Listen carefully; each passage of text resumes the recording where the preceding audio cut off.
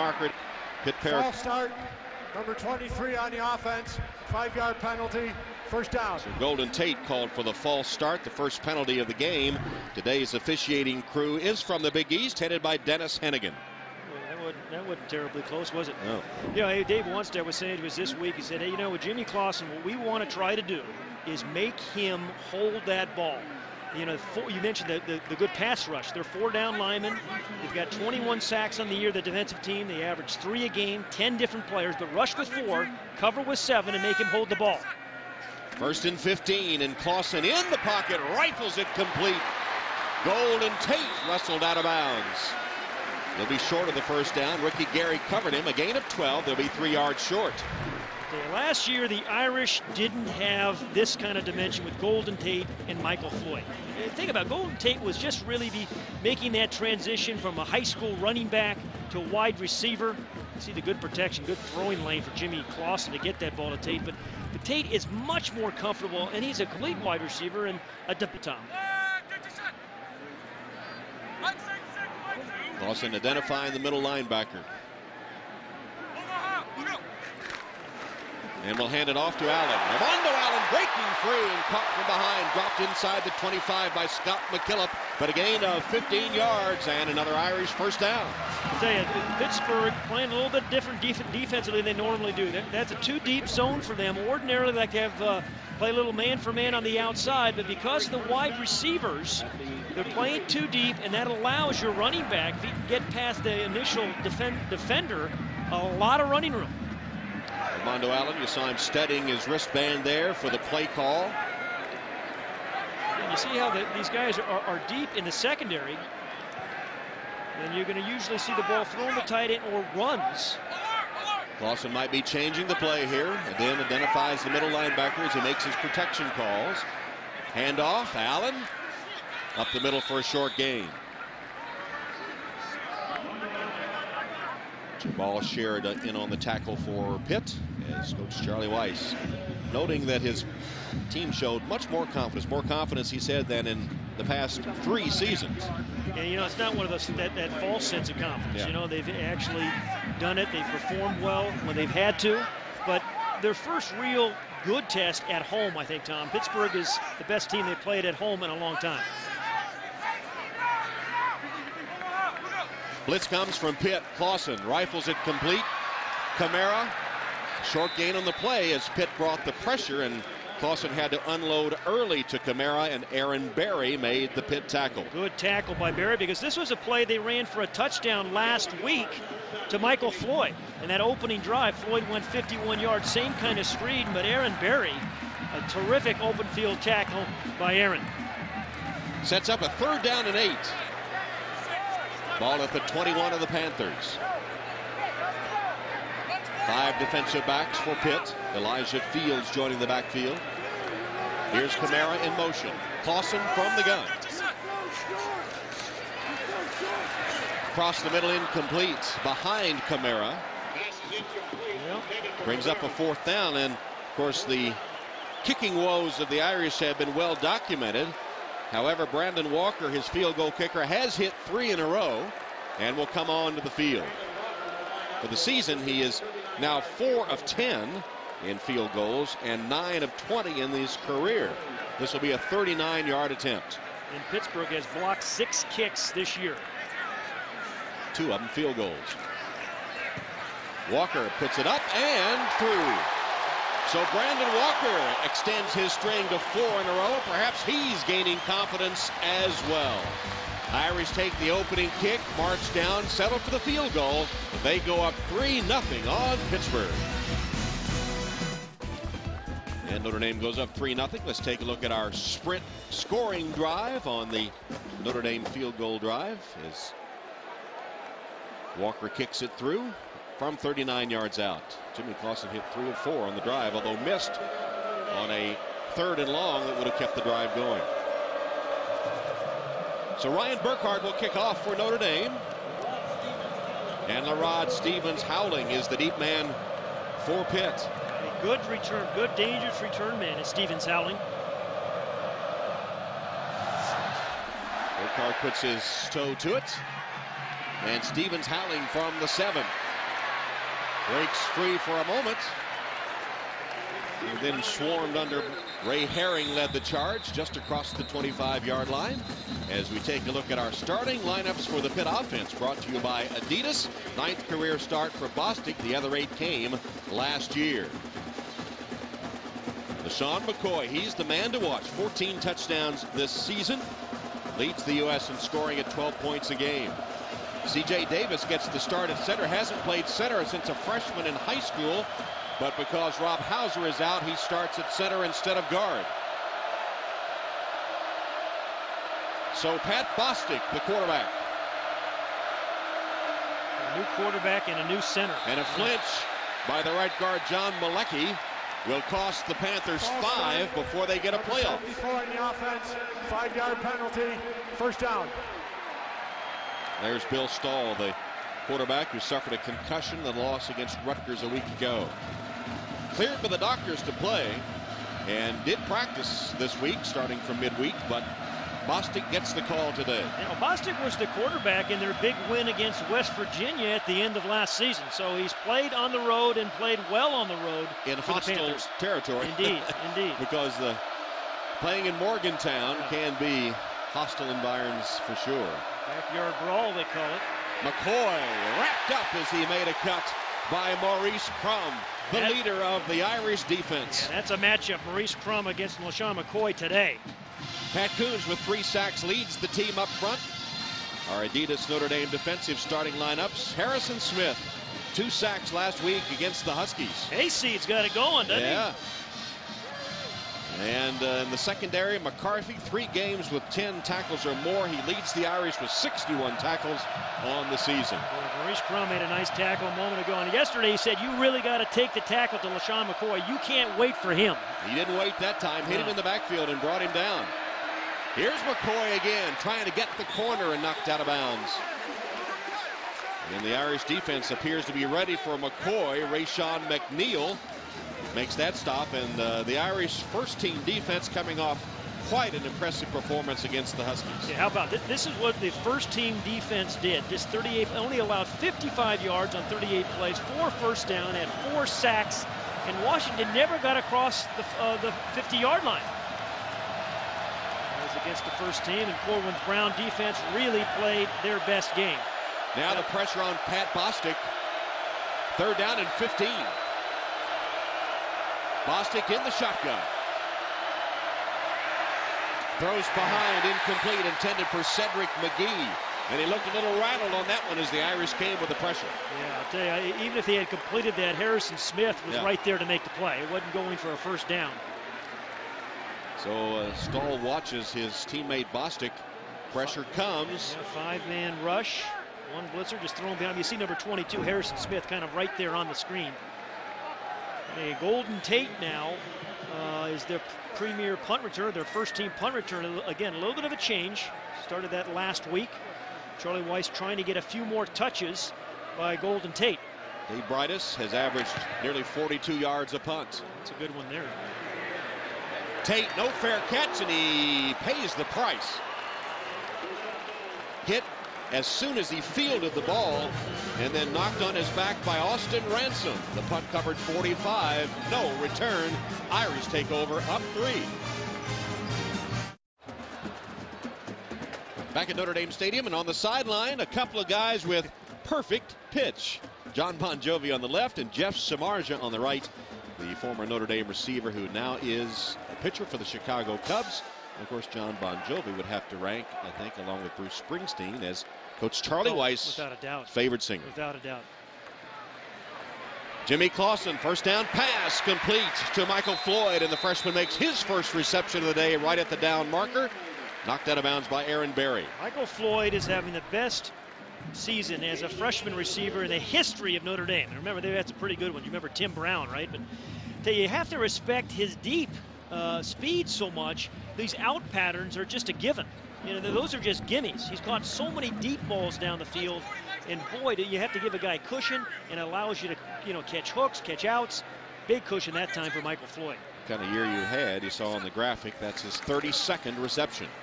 Screen pass, dropped by Allen. Was it? Yeah, it was tipped by one of the defensive linemen. Knocked down. Was it Mick Williams? I think it was one of the defensive linemen. It was number 95, Mick Williams, who tips this. Watch the hustle play by number 95. Yep. With left-handed. Mick Williams is a guy that a really good athlete. He's a defensive tackle. You said what it did. See what he did. High school, he was a running back, ran for 1,100 yards and returned 2 punts for touchdowns. So still has some speed, even though he's a defensive lineman now.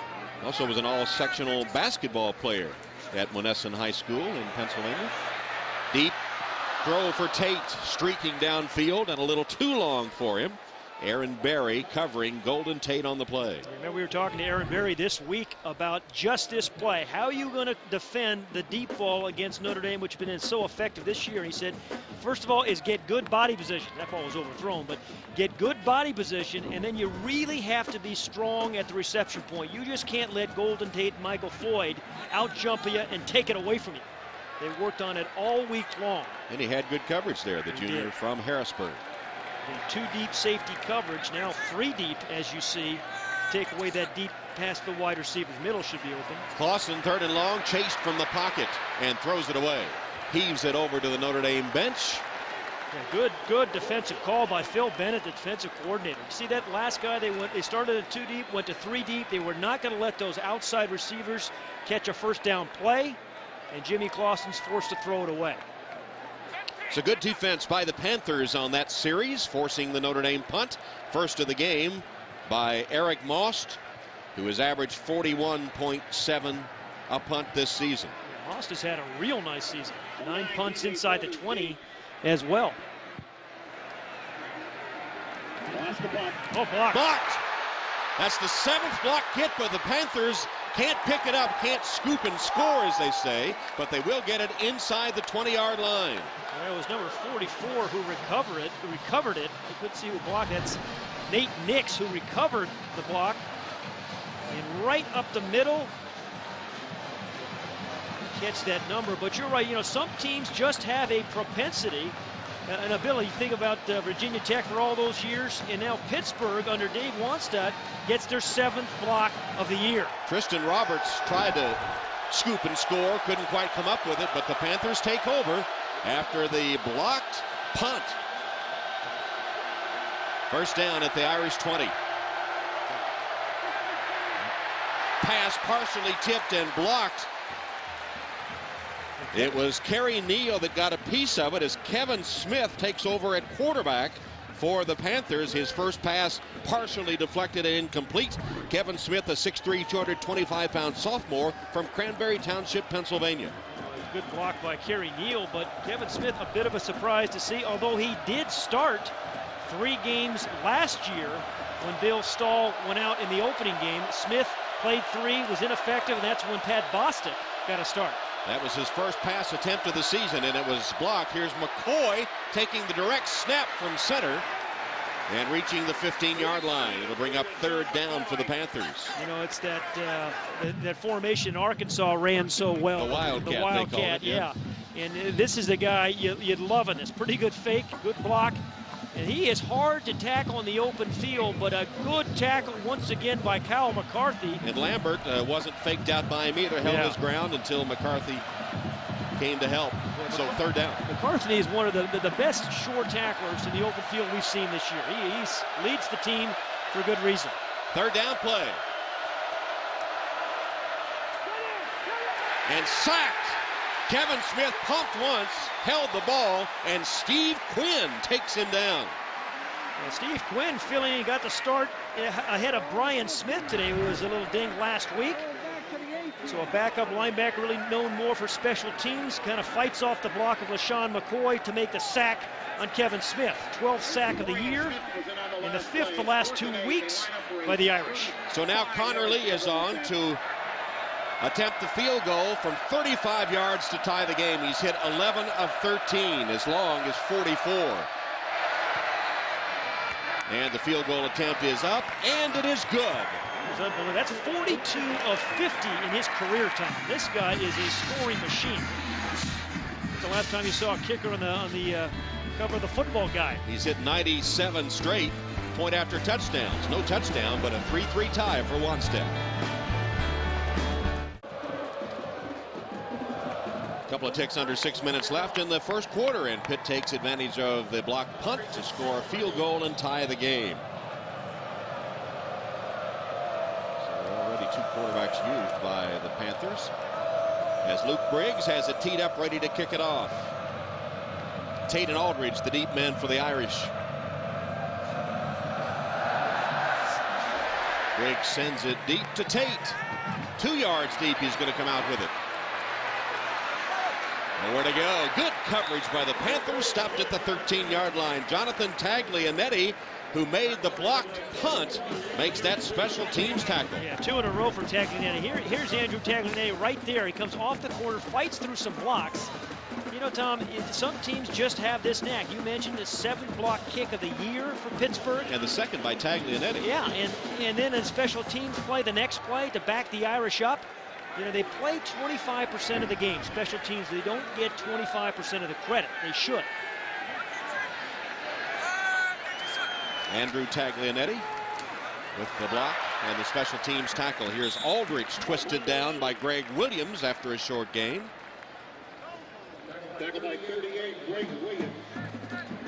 So the Irish will have a 2nd down and long. Today's first down line brought to you by Xerox. Jimmy Clausen, after that 4 completions today, already has passed Joe Theismann to move into 8th place. All-time completions at Notre Dame. If he keeps that up, they're going to have to change the pronunciation of Jimmy's name. To make it rhyme with Heisman? Somehow. From the shotgun. Give to Allen. And Armando Allen has a first down as the Irish fake the toss and hand to Allen for 10 yards and a first down. That's something we haven't seen. I mean, it's some pretty good ball handling by Jimmy Clausen this week. A couple of nice little fakes. They throw some of those quick screens that looked like he was going to throw it out to his left, but then Armando Allen just took the inside handoff, and he has become a much more decisive runner. Good block there by Trevor Robinson, one of those young players playing so well for the Irish at guard. First down now at the Notre Dame 29. Blitz comes.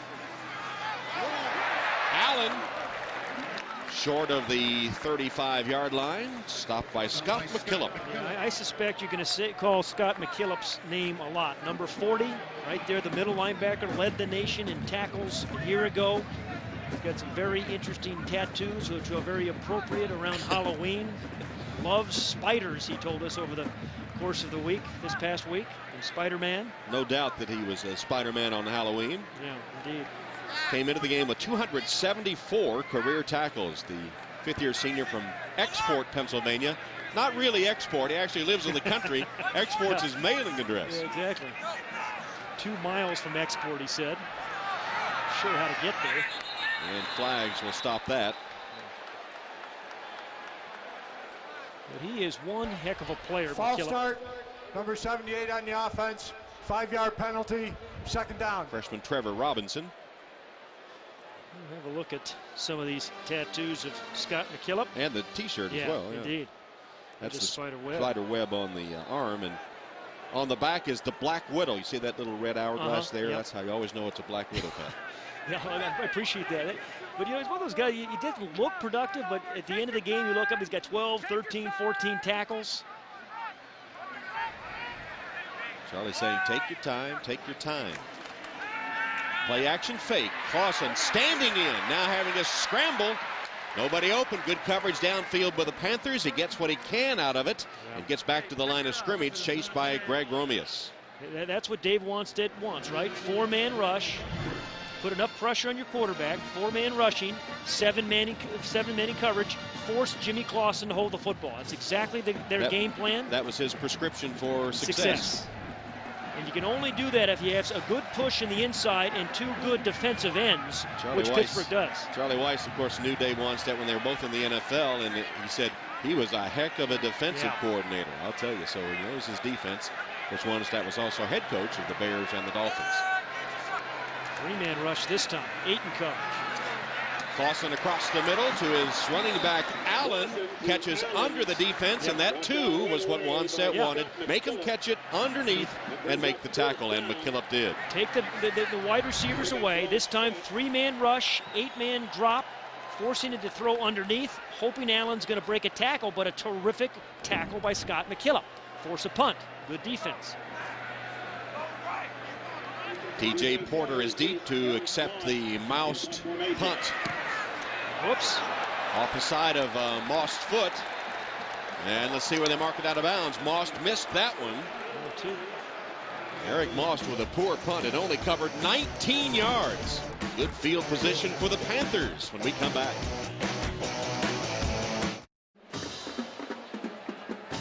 First day of November at Notre Dame Stadium as the Pitt Panthers and Fighting Irish have played to a 3-3 tie here in the first quarter. Tom Hammond, Pat Hayden, Alex Flanagan on hand. Nice weather today for the 1st of November. Very, very good football weather as the Panthers take over. And LaRod Stevens-Howling is in at running back. Pat Bostic. No, it is still Kevin Smith. Kevin Smith still at quarterback.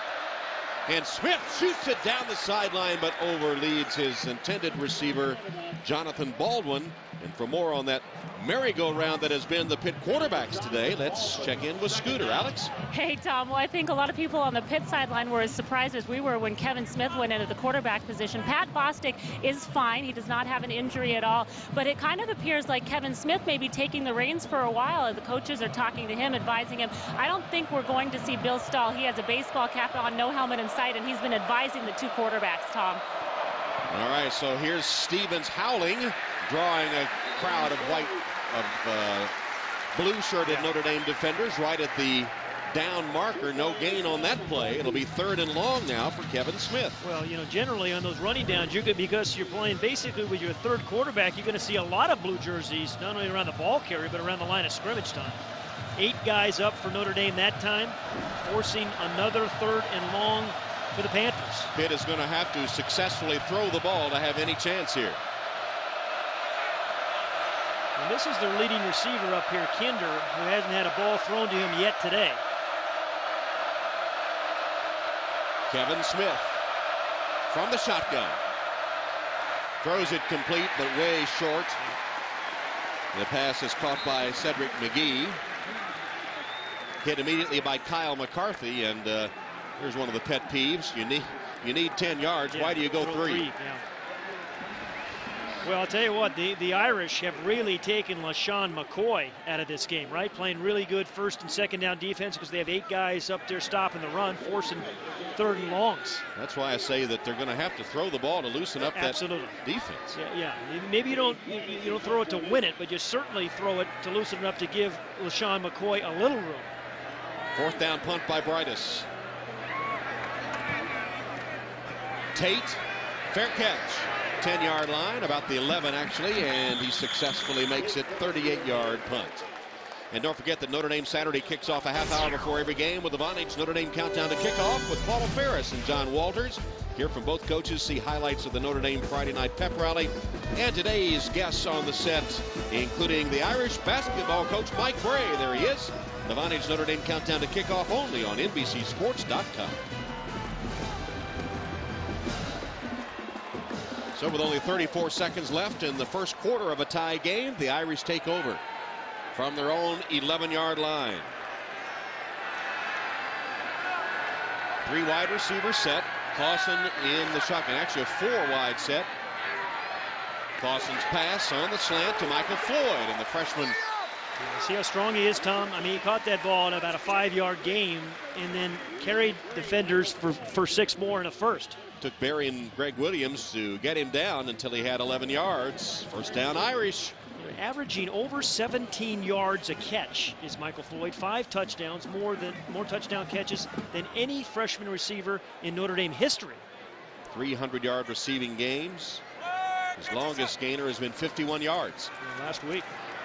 Clausen again for Floyd. Catch again made, and again a first down. Ricky Gary forced him out. Tell you, good read, good throw by Clausen, and then a really good route by Michael Floyd.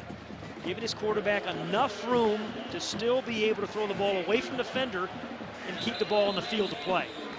You know, he may be just a freshman, but he really has savvy. Yeah. You've seen him twice now, know where the first down marker was. Indeed. He's never acted like a freshman, I'll say that. And that play to Michael Floyd will bring the first quarter to a close. 3-3 game will return to Notre Dame Stadium after these messages from your local NBC station. You're watching Notre Dame football on NBC, presented by Sprint. There is a shamrock balloon floating above Notre Dame Stadium, first day of November. 3-3 first quarter as we start the second. The winner becomes bowl eligible today. A lot at stake. Kyle Rudolph, the freshman tight end, with his first reception of the game. It goes for about 6 yards. It's caught one pass the last two games. That was a heck of a catch and adjustment by Kyle Rudolph because Jimmy Clausen was under duress. Pittsburgh is forcing Notre Dame to use the middle of the field because they're really trying to take away Michael Floyd, Golden Tate on the deep ball outside. Floyd's caught some short ones, but trying to avoid those deep balls they've thrown all year long. Rudolph, the freshman from Cincinnati, with a big contingent of fans here today, wearing his number 9 jersey, as Armando Allen takes the pass and loses a yard on the play. Charlie Weiss was talking to us about Kyle Rudolph a couple of weeks ago, saying one of the hardest working freshmen he had ever been around. And a guy said, he may make a mistake, but he doesn't make that same mistake again. Really, really thinking big things. He's got a big future for Kyle Rudolph here. Freshman from Cincinnati Elder High School, All-American there, had 11 touchdown receptions as a senior.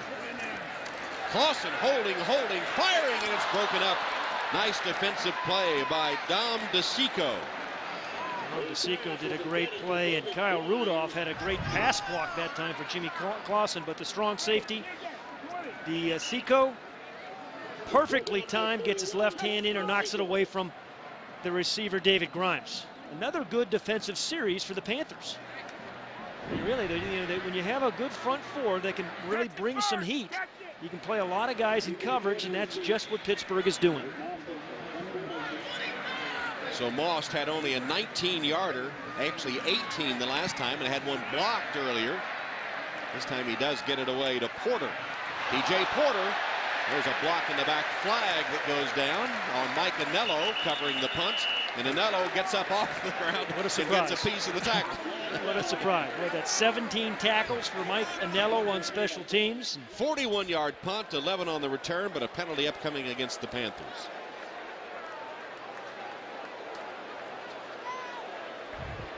During the return, illegal block in the back. Number 4 in the return team, 10-yard penalty, first down. Elijah Fields. So the Irish will take over with 13:35 left in the second quarter. 3-3 game. MetLife is navigating the skies of South Bend to provide aerial coverage of all the football action today. MetLife guarantees for the ifs in life.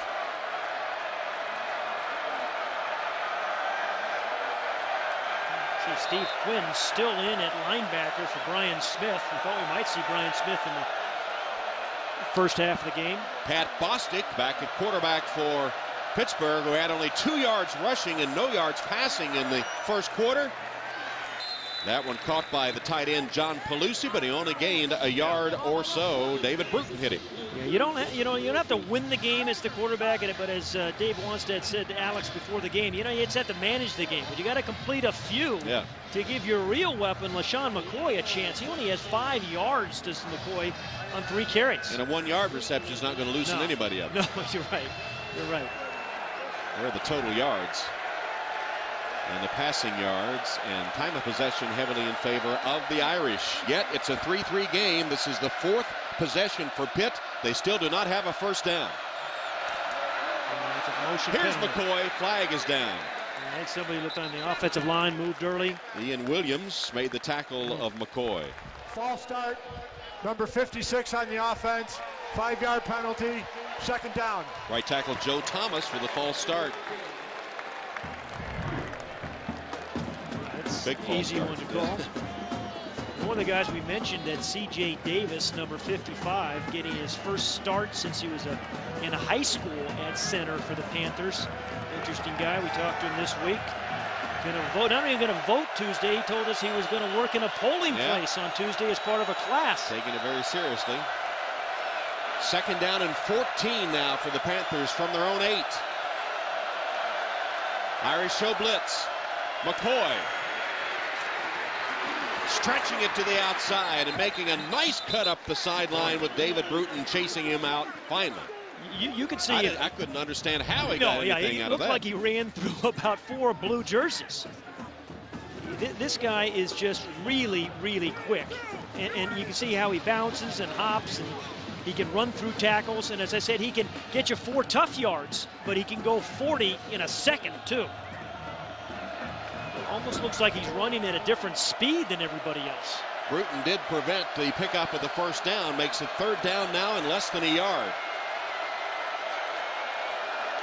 McCoy, the tailback in the eye. Condredge Collins is the fullback. Collins has it to the 25-yard line and a Pitt first down, their initial first down of the game. A nice change of pace by Matt Cavanaugh, the offensive coordinator. Everybody, including myself, expected LaShawn McCoy to get it.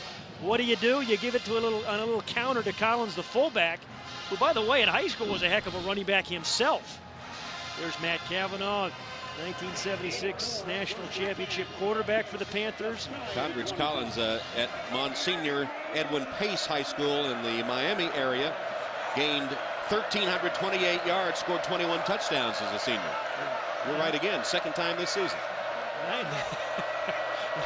It's only the 8th game. Thanks. Pass complete in traffic and then dropped. Incomplete. Jonathan Baldwin couldn't hold on. As you can see, they're not stretching the field at all. I mean, they're not forcing the Irish defense to defend, the length and the width of the field at all. 2 men right around him. No chance on that one. Lambert the first to hit him. Behind him, too. Baldwin, a guy who's had 2 long touchdown catches for the Panthers this year, one of 60, one of 52 yards. Little hayseed looking in at the huddle, getting ready to make a play. Second down and 10. Hayseed right down here, a guy who had a really big game last week. That's Harrison Smith. Collins, the fullback, lined up in the slot, then went in motion. Pass off the hands, tip ball. Did he catch it on the rebound? Can't tell. It will be a completion to Baldwin. Baldwin saw it go off his hands, into the hands of an Irish defender, back out and into Baldwin's for 21 yards. Well, that's 2 catches for Jonathan Baldwin. You think he gets credit for 2? Well, maybe it looked like a volleyball play first. I tell you, Baldwin does a great job of staying alive. I mean, I think he was just trying to prevent the interception, Tom. Well, and that's where that 6'5" height comes into play here, too, as he is able to get it away from Lambert, who's only 5'11". Just staying alive, and you keep hustling, good things happen. They certainly did for Jonathan Baldwin right there. Finally got a big play in the passing game, although unconventionally. Handoff, McCoy. McCoy goes one-on-one and takes it close to the 40-yard line. A gain of 12 before David Bruton's able to get him to the turf. You see the speed, you see the quickness, you see the vision and his ability to cut. Good block by the wide receiver Porter. How would you like to tackle him, Tom? Robert Blanton didn't there. Be no shot. Bruton lost his helmet as he made the hit. You're right. I'll tell you, now he's starting to get into the, you complete a pass or 2, and then you give the ball to LaShawn McCoy. That's a good combination. Now the Panthers have the offense working into Irish territory here. First down. McCoy takes the direct snap, and he gets about 9 yards. And this is the second really good runner the Irish defense have seen this year. Remember, Javon Ringer from Michigan State ran for over 200 yards against him. There's that power play they like, pulling guard, just right up the gut. Dominic Williams pulling in that play, getting a good block by Malecki and Thomas. And just give him a little crease, and LaShawn McCoy is going to pick up a lot of first downs. There's McCoy on the sideline. Stevens howling, replaces him. And they give it on the end around kind of deal to Andre Wright. Was that Wright that carried? Yeah, it was Andre Wright, a wide receiver who went in motion and didn't work. He lost 4 yards.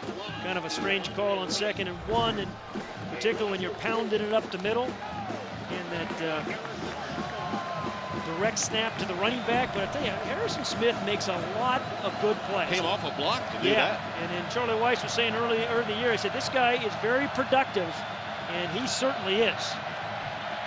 Crucial play here on 3rd down and 5. We'll call a timeout. Will Pittsburgh?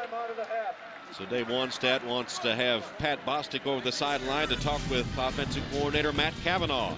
It'll be Pittsburgh facing a crucial 3rd down when we return. Charlie Weiss, Dave Wannstedt are waiting a big 3rd down play.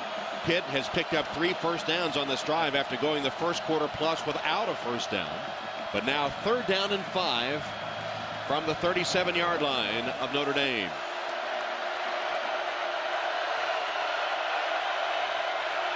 Collins and McCoy behind Pat Bostic. McCoy has some room and pounds straight ahead. There's his power as well as his elusiveness as he picks up the first down. He was going to be, what, 2, maybe 3 yards short of that? I mean, again, just an absolutely determined run. Particularly watch the second effort in the last 2 or 3 yards, because he would have been short right there by 2 yards. You see the yellow line. And he keeps turning and churning, and that's what makes him, I think, unique. He can give you a flash and go 40 yards, but when you need 2 or 3 tough yards, he can get you that as well. Big 3rd down conversion by the Panthers. Their 4th first down on this drive. Keeps it going. 1st and 10 at the Irish 31. McCoy on a counter play. Dropped by the ankles by Maurice Crum, or he might have had a score. Is he quick through that hole?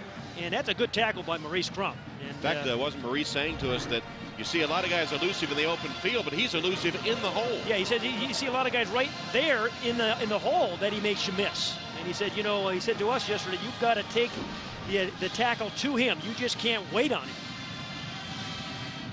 him. 19 yards after contact and after kind of just really being denied much in the first quarter, has really come on here in the second. 2nd down and 5 from the eye.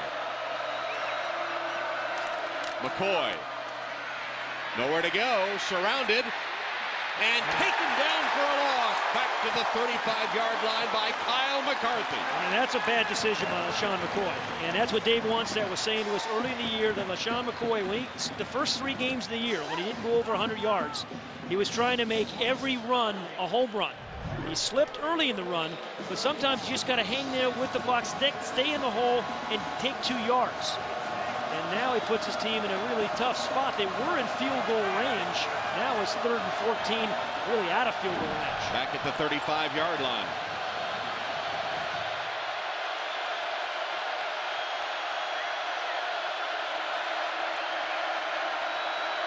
Bostic trips and falls as he comes away from center all the way back to the 40. Now definitely out of field goal range. He lost 5 yards. A lot of times the center dropping for pass blocking will step on the quarterback's foot. Yeah, and remember, we talked about it being a new center. There's the center, Davis, right there. That's what he did. Yeah, it was the right foot of C.J. Davis. We mentioned it, first start at center since high school. So it's David Grimes now deep to receive the punt by Brightus, who will try to pooch it as they'll try to down it inside the 10. And a real missed opportunity for the Panthers. They were in field goal range until the ill-advised decision by LaShawn McCoy to try to break it. Pooches it, but off the side of his foot. But it takes a good pit bounce. Nice hook on that kick. Good pit bounce down at the 8-yard line. A punt of 31, which pins the Irish deep. No style points, but it worked. 3-3 game. Another 4 field position start for the Irish. Their average starting point, their own 16. This time they begin from their own 9. And the handoff to Robert Hughes. Hughes with his first carry of the game gets a couple of yards. Charlie Weiss was saying, they use their 3 running backs a little bit differently. Armando Allen's kind of the lead guy. Robert Hughes in their spread offense is the backup guy. And then James Aldridge is their short yardage power back. And Hughes the backup in short yardage as well. Clock ticking down inside 5:40. 3-3 first half. You see the rushing yards and the passing yards. 2nd down and long, and Jimmy Clausen has his freshman Floyd goes downstairs to make the catch just off the turf for 12 yards. That'll move the chains. You know, it's interesting to watch the Irish. I mean, they're forcing them to throw the ball to Michael Floyd short on these out routes, and you know they're taking advantage of it. You know, Pittsburgh's saying you're not going to run by me. That's okay. Notre Dame's saying we'll come back and throw outs, and I think it's a third out route that Michael Floyd has caught, and it takes a quarterback with a strong arm to be able to make that throw. And the patience to take what the defense is giving you. 4 catches now for Floyd for a total of 47 yards. Fake.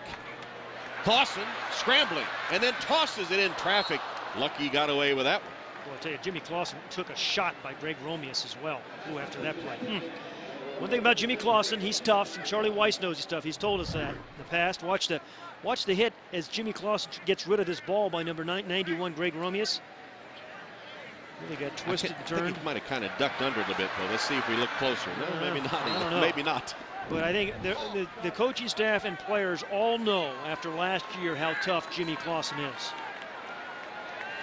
2nd down and 10. Hughes broke 1 tackle at the line of scrimmage and tackled then at the 30-yard line. Monday night, it's the last new SNL political special before the election, the Saturday Night Live Election Eve Bash. Monday at 9, 8 Central here on NBC. It's kind of encouraging. They've had a field day, haven't they, with this election? Yeah, they have. It's kind of encouraging to me. We talked to a bunch of players, both on Pittsburgh and Notre Dame, most of whom said they were going to vote. All the Pittsburgh players told us they were going to get to the polls on Tuesday after practice. David Bruton of the Irish has studied the election in depth for 2 political science classes he's taking this term. Irish spend their first time out of this first half. It comes with 4:24 on the clock, and the scoreboard showing a 3-3 tie with Pitt. Is that kind of the way your head feels sometimes?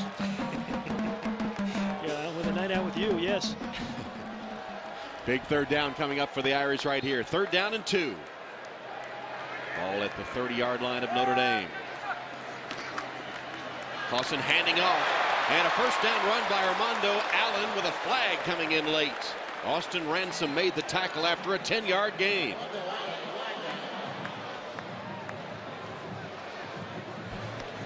Holding.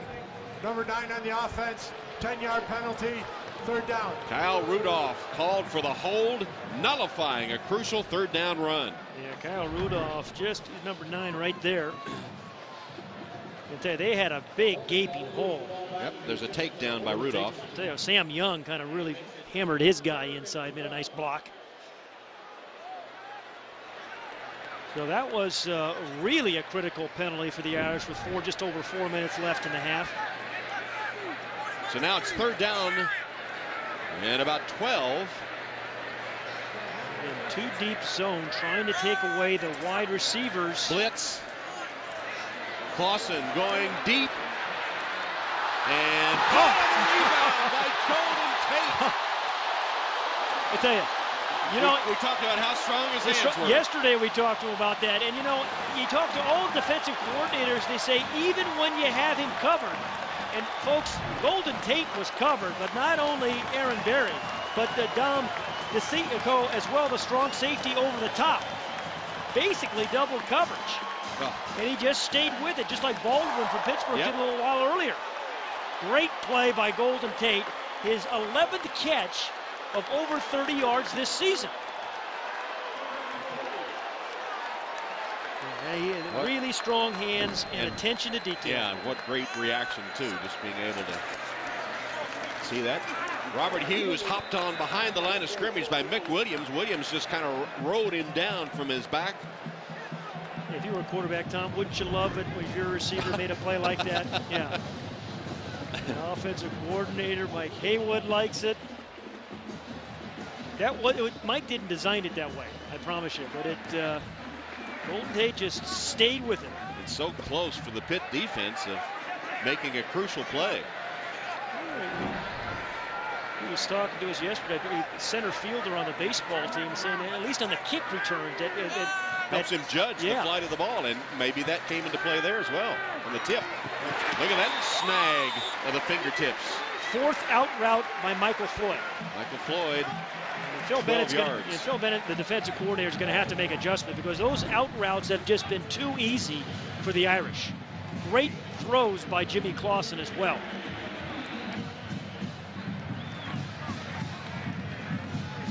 I think he had possession and a foot down before that second foot went out of bounds. He's caught passes of 11, 12, 12, 12, and 12. And has set the freshman record for the Irish. Already set it for touchdowns with 5 this season. James Aldridge inside the 20-yard line. Irish will have a second down. Trying to gain that yellow line. Today's first down line brought to you by Xerox. And Tom, what a lift it would be for the Irish to be able to go into halftime with a lead really after the catch, because of the catch of Golden Tate.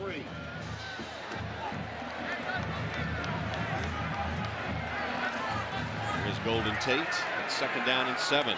Here's Barry Gallup Jr. in the backfield at it's Aldridge. Play action fake, and Clausen's for the end zone. Floyd's open, he has it. Touchdown.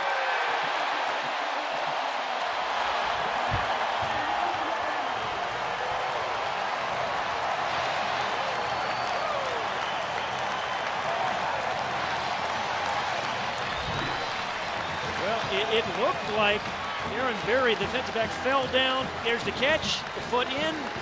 Has possession. That's a touch. 18 yards. Michael Floyd. 6th touchdown catch of the year to extend that freshman record. And boy, was he open. And as I said, it looked like the guy covering him, Berry, just slipped and fell. And they're going to review it. There isn't much doubt in my mind looking at that. Here's number 17, Berry, who had a tough week last week against. He just got turned around and fell. Just got turned around. Like clearly he had a foot down. That's a touchdown. Nick Traynor and John Spencer of the Big East, the replay officials. You know, and a nice play call by Mike Haywood. You know, out route, post. And did you see how he turned Berry around? And you know, Berry in the other corner been beaten so badly on the outs, you have to respect that. He fakes running out, comes inside, is wide open. After review, the ruling on the field is confirmed. The receiver had possession of the ball with 1 foot down in bounds. Touchdown. Jimmy Clausen celebrating his 16th touchdown pass of the season. Well, you don't get to relax against this Panther special teams, though, because we said Greg Romeus, number 91, has blocked 3 extra points. Brandon Walker has not missed an extra point this season. 25 of 25 if he makes this one. And he does. Nice drive by the Irish, which began at their own 9-yard line. Now let's go to Jimmy Roberts in our New York studio for a Sprint game break. All right, Tom, we head to the Metrodome for this Sprint game break. Northwestern and Minnesota all tied. 26 seconds left. Adam Weber looking, throwing, now regretting. Brendan Smith picks it off in the middle of the field, then moves outside. Nice little cut inside before it was all over. This would be a pick 6. The Wildcats win without running back Terrell Sutton or quarterback C.J. Bache. A big win after the surprising loss to Indiana. Tom? Wow, that's a nice win. I know, losing to the Hoosiers and then coming back. The Wildcats at 7-2. Winner of this game today between Pitt and Notre Dame will go to 6-2 and reach that bowl-eligible 6th victory. As you look at some other ones, the Hoosiers losing to the Chippewas today. Boy, Virginia had been playing well. Yeah, they had. Miami. Ole Miss, Auburn just isn't the same team. They've had all kinds of problems. The high-scoring Golden Hurricane trailing the Razorbacks. Some surprising scores coming your way. Alabama taking care of business against Arkansas State. LaRod Stevens howling, deep man for the Burkhart kickoff. Stevens howling sees it bounce into the end zone. He'll down it there for the touchback. Well, coming up, it'll be the Mercedes-Benz Notre Dame halftime show. Jimmy Roberts and Peter King in our New York studio. And Alex Flanagan has a very special look at what Charlie Weiss and his wife Maura are doing for their 13-year-old daughter Hannah, who suffers from global developmental delays. They built a farm here in South Bend for people with special needs. Alex, it's a touching story. It sure is, Tom. And, you know, if you think you know Charlie Weiss, you don't know him until you know something about his daughter, Hannah. She has really given Charlie perspective on the football field and in life in general. He and his wife, Maura, have done a lot to promote Hannah and to help other families and kids of special needs. And I got to spend some time with them, and we'll show you more of that, Tom, coming up at half. Okay, here's a first down handoff to McCoy for the Panthers, and McCoy has nearly 9 yards before he's tackled by David Bruton. You know, Tom, when Charlie was talking to us yesterday, you know, he's been on the President's Commission for people with intellectual disabilities. He's really proud of that, and his commission's main thrust is to find companies to hire people with intellectual disabilities, and this is really near and dear to Charlie's heart. I think because loves his family and loves football. Won't want to miss that feature on the Mercedes-Benz Notre Dame halftime show.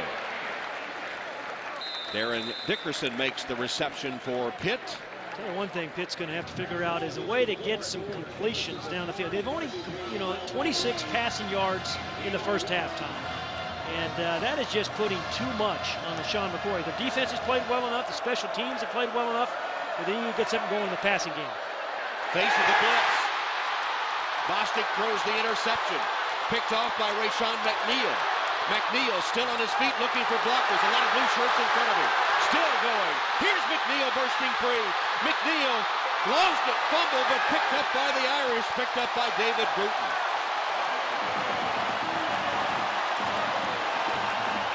43 yards on the return. Bruton recovered the fumble by McNeil after McNeil had his first interception of the season. Well, you've seen the difference in play of the two quarterbacks. Just a very poor throw that time by Bostic, an easy interception by McNeil.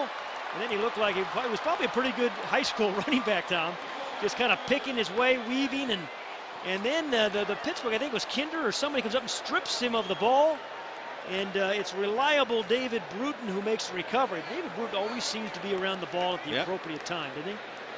So a key recovery, and Bostic's pass way too tall, right into the arms of the waiting McNeil. Rashawn McNeil, we talked to him a couple weeks ago. He says youngest of 3 kids, the first kid ever to graduate from high school in his family, and his mom and grandmother are most proud of that. McNeil, who actually came as an architect major, has transferred to industrial design since then. Really, really good student. Over a 4-point in high school, 3.5 at Notre Dame. So now just 30 seconds left as the Irish have the ball on the 13 of the Panthers. And just when you thought it was getting, easy, you got Tate down here and you got Floyd down here. Clausen, fade route. Receiver fell down. It was Golden Tate. Isn't that interesting? Charlie Weiss goes right back to try to pick on Aaron Berry again, number 17, who was burned by the touchdown a moment ago. Little inside move, good coverage. Actually could have been offensive. Yeah, Tate was pushing off as he fell down. It looked like he did push off. Red zone offense. Last 4 games have not turned the ball over, scored 10 touchdowns, and complete turnaround since those first 3 games. 26 seconds. Second down and 10.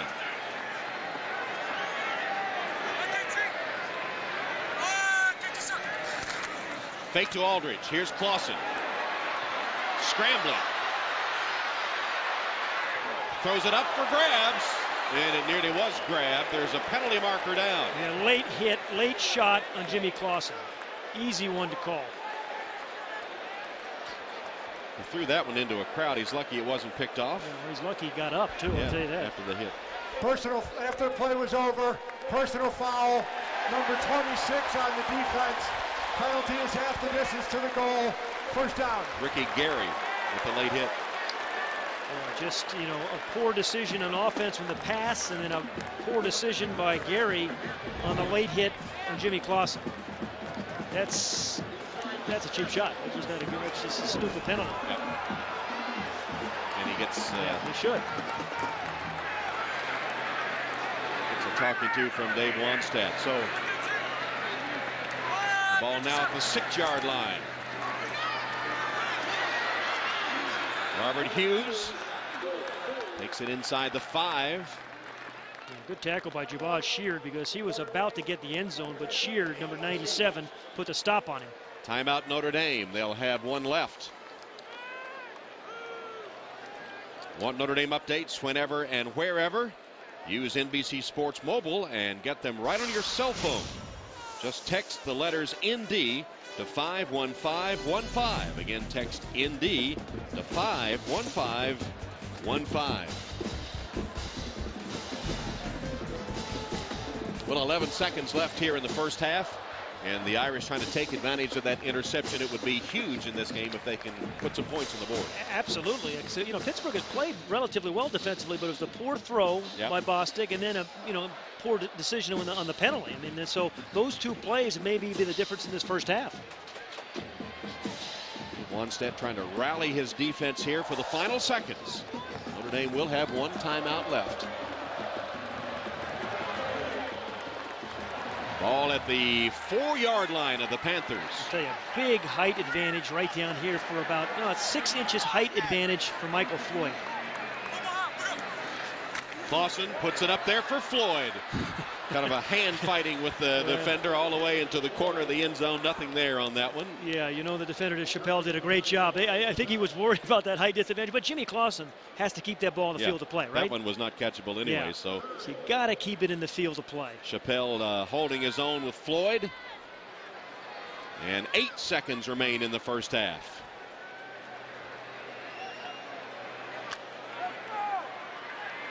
Third down. Another guy who was a guy to watch is Rudolph. At 6'7", a tight end. It's just such a big target in the middle of the field. He's blocking, yeah. As the toss goes to Floyd for the touchdown.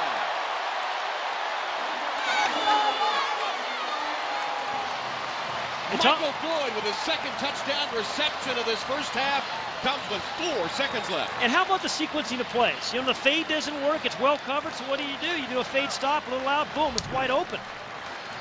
Good block on the inside by Chris Stewart allows him to get that ball off. They were going to take away the fade, but that time has to sidearm it there a little bit to get it past the defense. Yeah, that thing had some mustard on it, ketchup and relish and everything else. That thing was drilled to Michael Floyd. 7 receptions, 81 yards, 2 touchdowns for freshman Michael Floyd here in the first half. Well, it looked like it might be a 3-3 ball game, going into halftime. Here's a review underway. So he caught it. He was in the end zone. Put down in the end zone. Possession. Yeah, that's a touch. The ruling on the field is confirmed. The receiver has possession with a foot down in the end zone. Touchdown. Just making sure, Pat. Not a bad idea, right? Well, the touchdown set up by the interception return of 43 yards by McNeil. The fumble recovery by Bruton. And they get the touchdown, and now the extra point attempt by Walker. On its way and splits the uprights with it. Big touchdown by Floyd just before halftime as the Irish take advantage of the turnover. Well, Tom, you mentioned all set up by the interception by McNeil. Poorly thrown ball by Bostic. And by the good return as well. Terrific return. Didn't go down easily.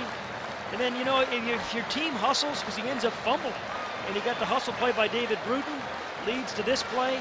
Sequencing the play is so important. They tried a fade that was unsuccessful the play before. Then a little stop on that route for the touchdown. And a very happy, what used to be offensive coordinator, Charlie Weiss. What a weapon, that freshman. He's no freshman. He's never played like a freshman. He is in academic years, but not on the football field, right? Not in savvy, for sure. And not in size either, as he uses that 6'3" frame to good advantage. I don't think there's a freshman in the NCAA is averaging more yards per catch than he, at least coming into the game, averaging over 17 yards a catch. Burkhart squibs it. Taken by one of the up men, Collins. And Collins tackled and no flags. That will bring the first half to a close. A first half that ended with the Irish getting the interception and the touchdown with 4 seconds left to push their advantage to 14 points. And a tough sequence of events for Dave Wannstedt and Pittsburgh. Got the tip ball for the big play that led to a touchdown, and then the interception leading to a touchdown just before halftime, scored by Notre Dame. Pat Coons and the Irish. Jimmy Clausen with a couple of touchdown passes, and Alex is with Coach Charlie Weiss. Coach, how much of a difference maker was that interception in the first half? Well, I'll tell you what, the difference maker was us getting a little lucky on that tip ball right there with a 3-3 game, and then, got to go up to 10-3. And they were trying to force the ball down the field some, and Ray Shaw made a heck of a play, and, we were fortunate to capitalize there right before halftime. You guys have been able to contain their running back, McCoy, for most of the game. What has he been able to do when he has found those open holes? Well, when he's made, he made yardage on a draw and a bounce out run to the right. But for the most part, the defense has done a nice job of, keeping him under wraps. All right, Charlie, thank you. Tom, back up to you. All right, Alex. The words of Charlie Weiss at halftime. Hib team leading Pitt 17-3. Plenty ahead now. Jimmy Roberts and Peter King in our New York studio. The halftime performances of the Notre Dame and Pitt bands can be seen at NBCSports.com. Now it's time for the Mercedes-Benz Notre Dame halftime show. Let's go to Jimmy Roberts.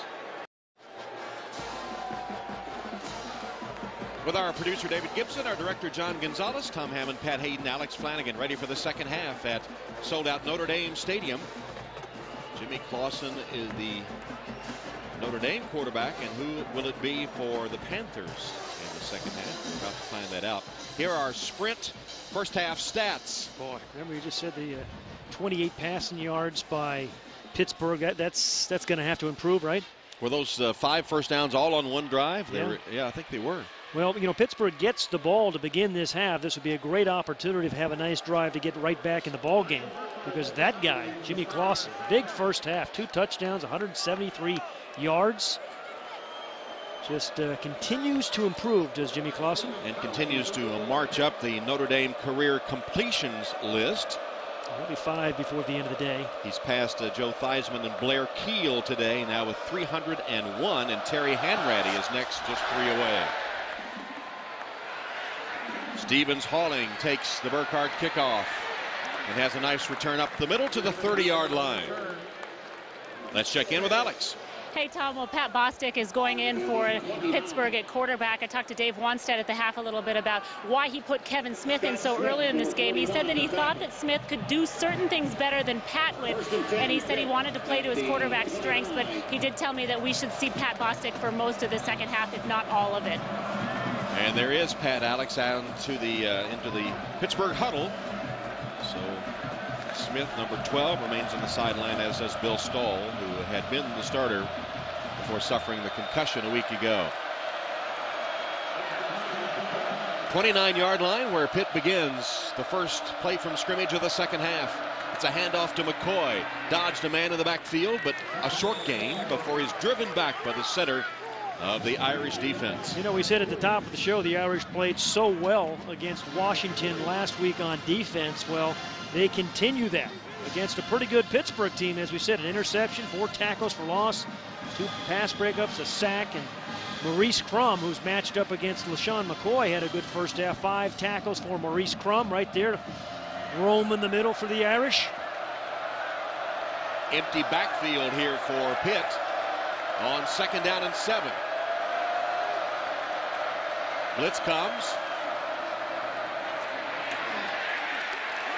There's old Kyle McCarthy going on.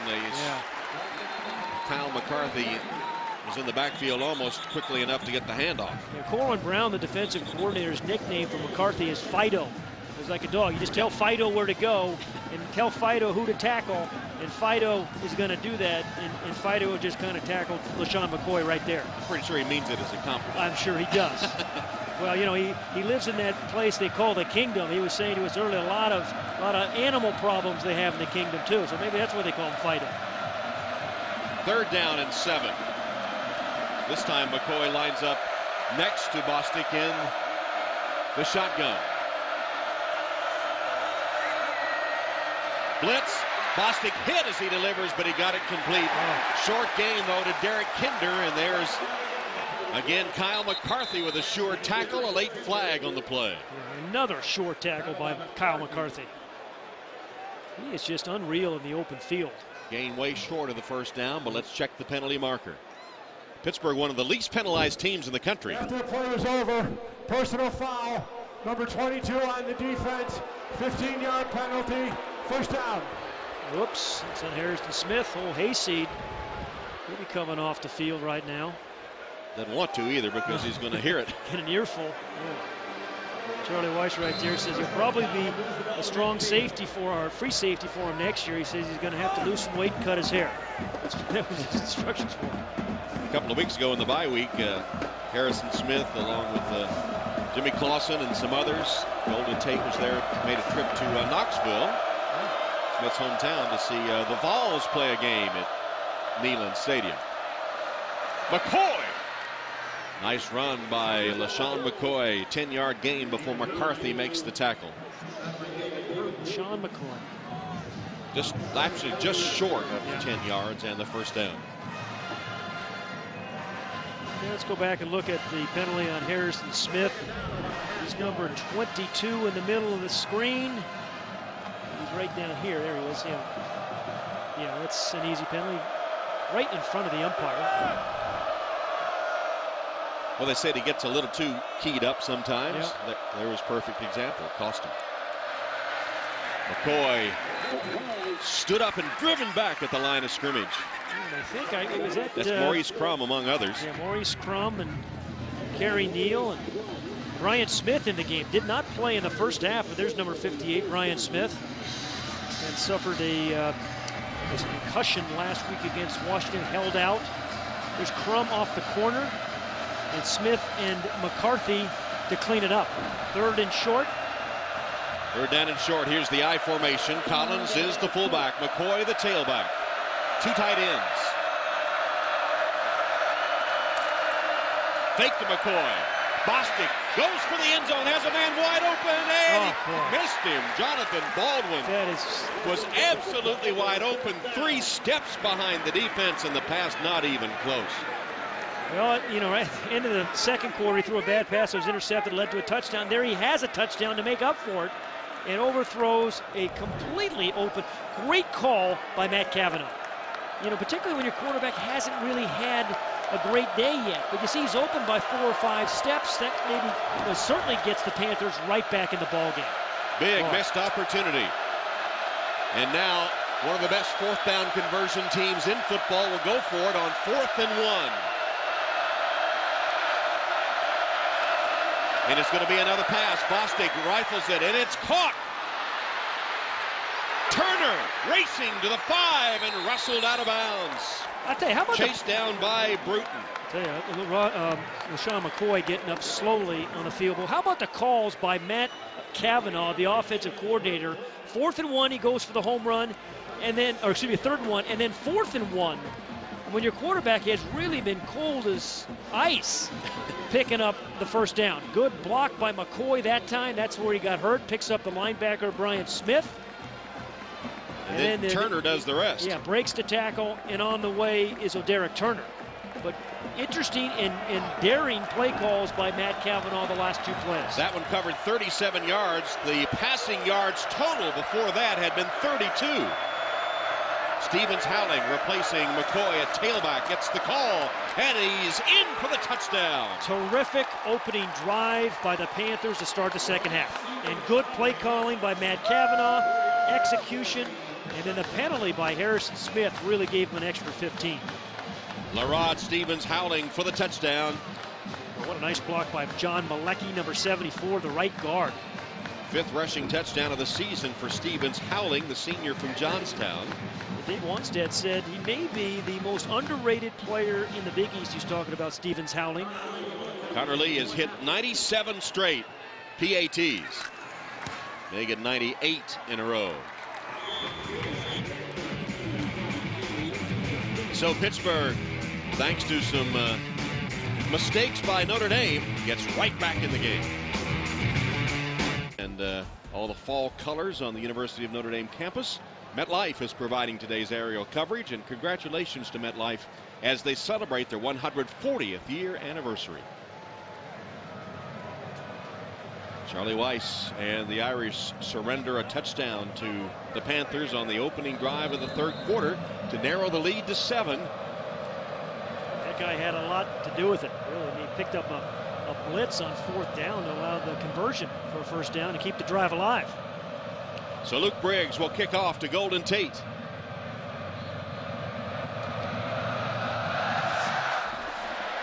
Briggs has reached the end zone on his kickoffs and does again. 2 yards deep. Tate brings it out. Uses one blocker, gets to the sideline, keeps his balance across the 35-yard line. Nice return by Golden Tate. Let's go back and look at that last drive and really the mistake. The late penalty right there by Harrison Smith. That got him 15 yards. And then the big play was the 4th down play. Here's the blitzing linebacker. Here's McCoy. Watch him pick it up. And that allows his quarterback Bostic enough room, and then the missed tackle allows the receiver to go all the way down inside the 10-yard line. So Terrell Lambert missed the tackle, which allowed him to go. And this all comes after Bostic had missed a wide open Baldwin for what would have been a touchdown. To come right back on 4th down. They went the hard way, the easy and convert, way. yeah. Hand off to Allen. Nothing doing. Slammed down in the backfield for a loss in the play by Greg Romeus. Greg Romeus is one of those rising stars in the Big East. We talked about him blocking 3 extra points. Great athlete, high school basketball star, and 4.6 speed off the edge. A lot of negative plays this year, 3.5 sacks, 6 tackles for losses. But those long arms, he just, he can block him for a while, and they can still get around the blocker to make a tackle. Puts the Irish in a hole now at 2nd and 15. That pass to nobody. Nobody was open. Golden Tate was streaking downfield, and the pass, as Clausen was expecting an out, falls to the turf and sets up a 3rd down and 15. It's amazing. We talked to Jimmy Clausen yesterday how well prepared and coached he is. On Mondays, just by himself, he meets with Charlie Weiss. Threw that one to Charlie there. Yeah, threw that with Charlie. Just the 2 of them talking about the game plan. Meets with them again just by themselves on Fridays. They look at all the play calls to get the play passes during the course of the week. 3rd down and 15. Clausen under pressure, sets up a screen. Caught by Allen. Allen! Good tackle. Wide open in the open field. It was Andrew Taglianetti who blocked the punt earlier. And a great special teams play as well. Taglianetti having a nice little game for himself. Remember in Charlie Weiss's very first game, it was against Pittsburgh that you mentioned. They really hurt Pittsburgh with the screen pass. And I remember they completed 4 or 5 of them, but not that time. As Taglianetti makes a nice stop and forces a punt. Eric Most on to punt. Most sails it toward T.J. Porter. Porter says get away with it. And get away from it, and he fumbled it, but I think it was a scramble for it. I think Pitt got it back. Elijah Fields was there to make the recovery, but I'll tell you, that was ill-advised, wasn't it? It was indeed. Elijah Fields was the man that saved Porter on that one. Porter tried to field it, looked away from it to look at the defense, and then Elijah Fields, number 4. Bet you never played a shortstop.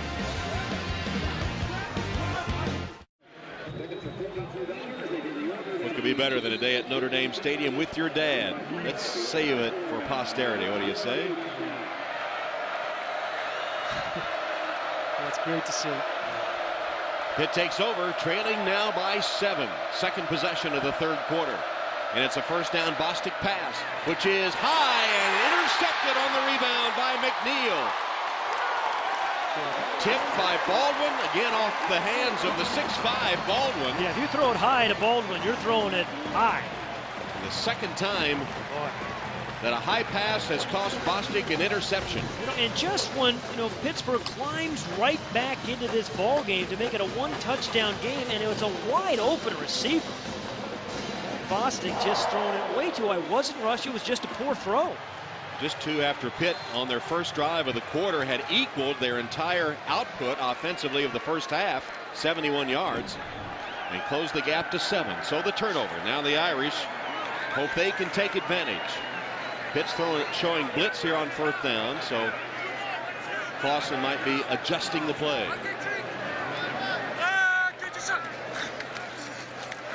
Wow.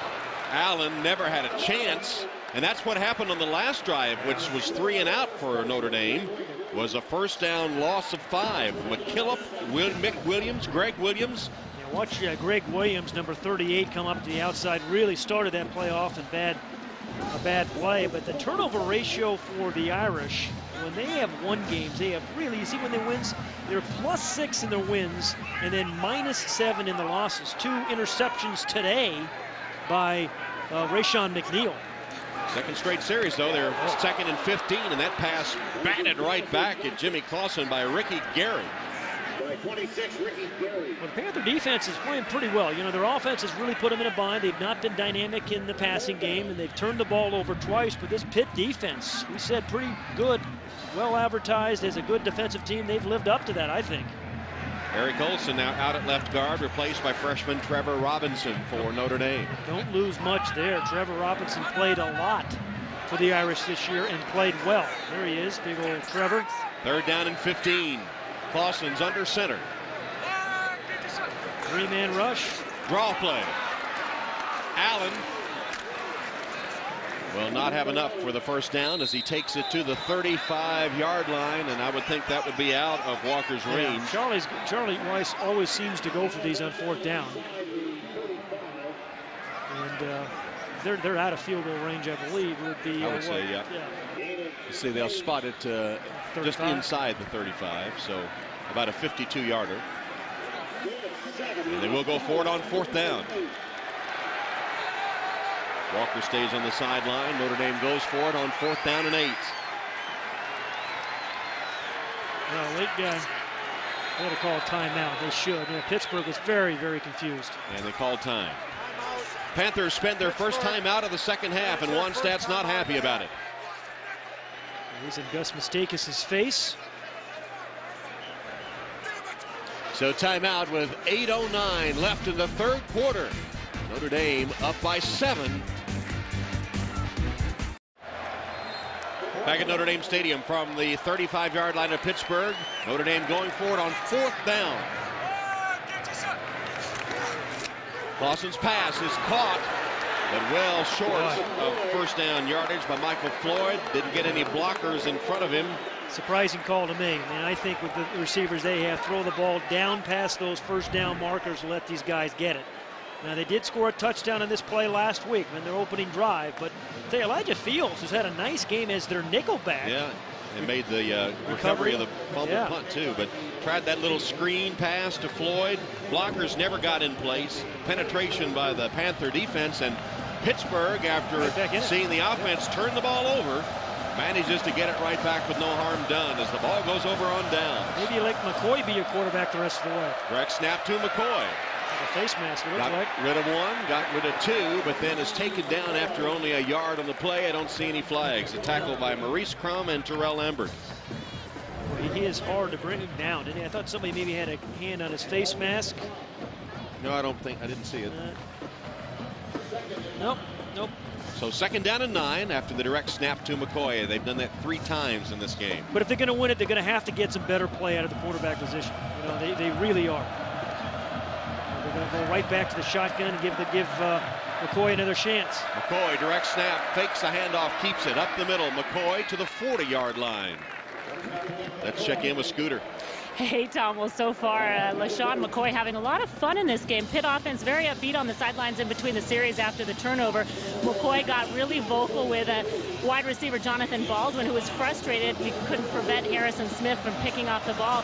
McCoy kind of lightheartedly joking with his wide receiver, reminding him, hey, don't worry, it's early. Hey, get out of it. And he kind of gave him a little dance, and he's having fun on the sidelines.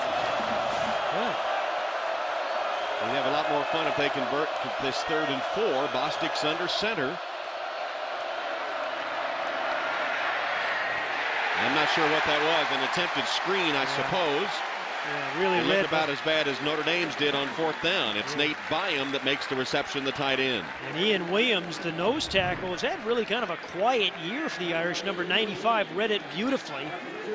They got to fought through 2 players. Byam sort of faked a block and then turned around to get the ball, but Williams was right there. So Dave Brightus is in punt formation for the Panthers, and the deep man is Golden Tate for Notre Dame.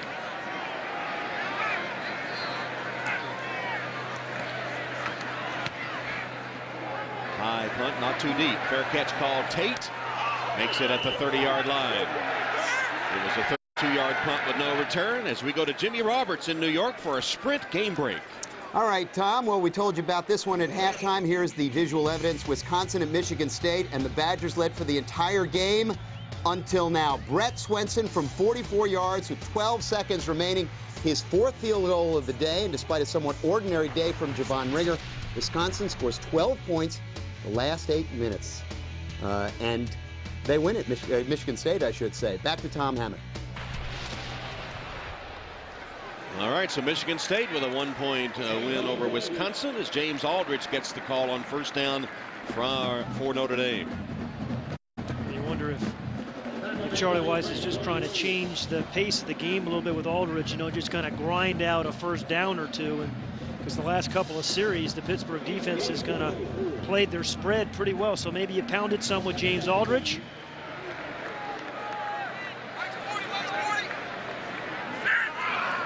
Big cushion down at the bottom here for Michael Floyd. Pitched the ball to the tailback, Aldridge. Made a little move inside and then tried to get outside, but the sure tackling Scott McKillop hangs on for the downing of James Aldridge.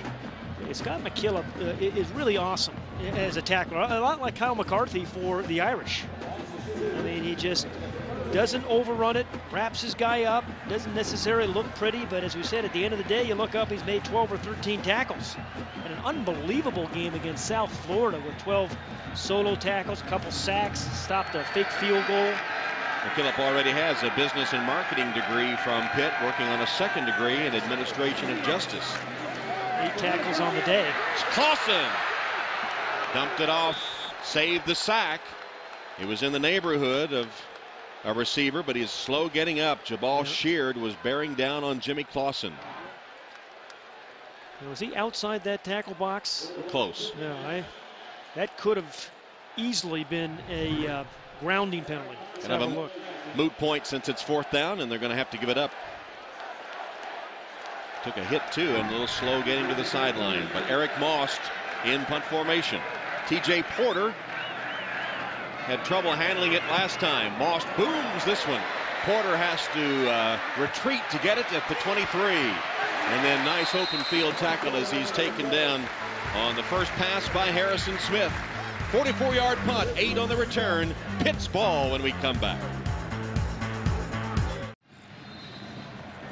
The Hesburgh Library, better known as Touchdown Jesus to football fans everywhere, just over the wall of the stadium. You can see it from the upper reaches of Notre Dame Stadium. With 4.5 minutes to go in the 3rd, Pitt takes over. And a handoff to Stevens Howling. Gets a couple of yards on the draw play handoff. Harrison Smith smelled it out. A couple of yards on the play. Trying to get to that yellow marker. Today's 1st down line brought to you by Xerox. Stevens Howling, a pretty good runner in his own right. Led the team in rushing in 2005 and 2006. The only one, LaShawn McCoy arrived on campus. He'd get relegated to a backup role, but he spots him, and when he comes in, you don't lose much. He's a pretty good player. Averaging 4.5 yards a carry this season. Bostic's pass is complete. Caught by John Pelusi, the tight end. Only his 2nd reception of the season. It's good for 6 yards before Rashawn McNeil cuts his feet out from under him. They just need to get enough production out of the passing game, to give McCoy and Stevens Howling a chance, right? You don't have to throw for 300 yards. And this is getting a little production. Get yourself production. Get yourself in a manageable down at 3rd and 2. There's McCoy on the sideline. Stevens Howling remains at running back. Third down.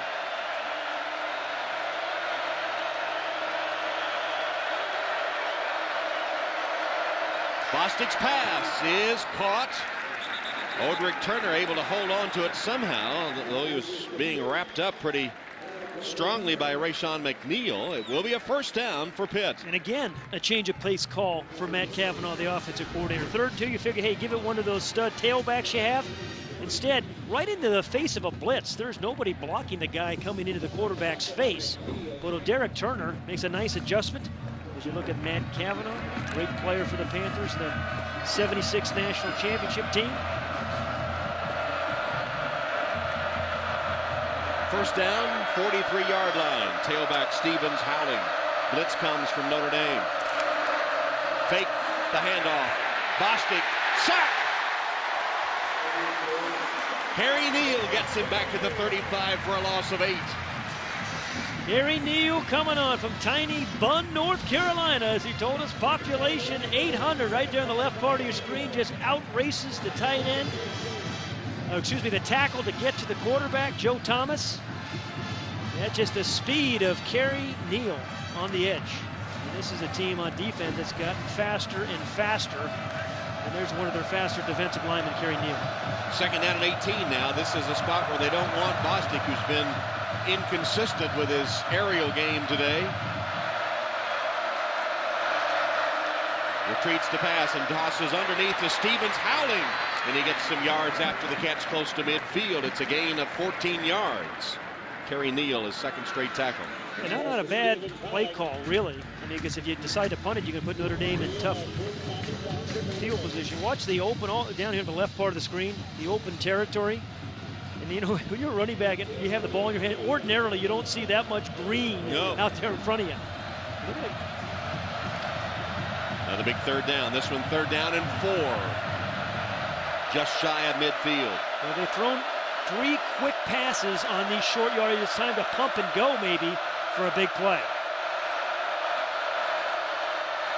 Bostic across the middle, the slant caught by Kinder, and it's good for another Pitt first down. This one to the Irish 45-yard line. Another 3rd down conversion on this drive by the Panthers. Yeah, that's Kinder's first catch, a guy who led the team in receptions and has 121 in his career. So Pat Bostic kind of responding with these short routes and keeping the drive alive. You know, the Pitt defense has played sensationally in the second half, and the offense is getting enough out of the passing game to make this very competitive. Fake the handoff. Here's Stevens howling, who got the direct snap. Takes a page out of McCoy's book and advances inside the Irish 40. Stevens Howling is a good special teams player. He runs, he blocks, he catches. A really good complete back. Good block by Conrich Collins, too. And Jason Pinkston, the left tackle. Final seconds of the 3rd quarter.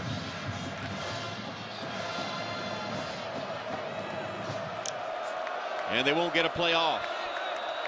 That's the end of the 3rd quarter at Notre Dame Stadium, with the score Notre Dame 17 and Pittsburgh 10, but the Panthers driving. And we'll return to Notre Dame Stadium after these messages from your local NBC station. You're watching Notre Dame football on NBC, presented by Sprint.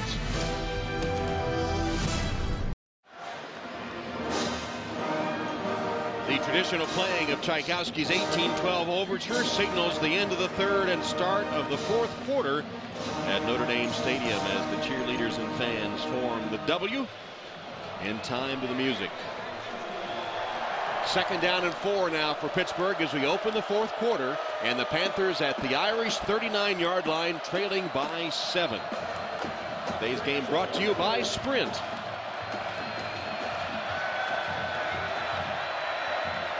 I formation. Fake it, then hand it to Kinder. Kinder wants to throw. Got away from the rush and ducked out of bounds, chased by a Brian Smith. Well, you know, it was probably good discretion by Kinder not throwing that ball. It looked like he was going to have a wide receiver open for a moment, but then I think it was David Bruton who came over the top and probably would have been there. So smart play by Derek Henry. He is a smart guy, graduated with an economics major already.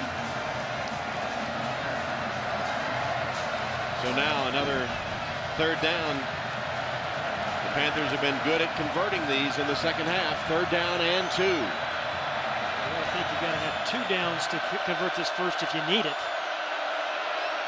Irish showing blitz. Bostic retreats. His pass is incomplete. Dropped by Turner. That was a good throw by Pat Bostic. Should have been caught for Turner. Again, a little bit surprised you don't take 2 runs when you're primarily a running team to get the first down if you need it. But you can't throw it any better than that, right? Nope. Don't let him hold your newborn.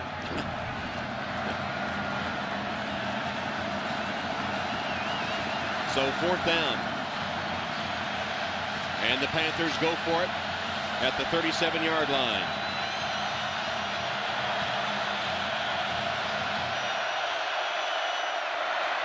Here's the direct snap to Stevens, howling, and he has the first down for Pittsburgh. And Matt Cavanaugh's doing a good job of really kind of mixing up the play calls, the formations. We've seen that shotgun formation where McCoy and Stevens Howling both have gotten the direct snaps. 5-yard gain on this one. And McCoy comes back in the game, freshly rested.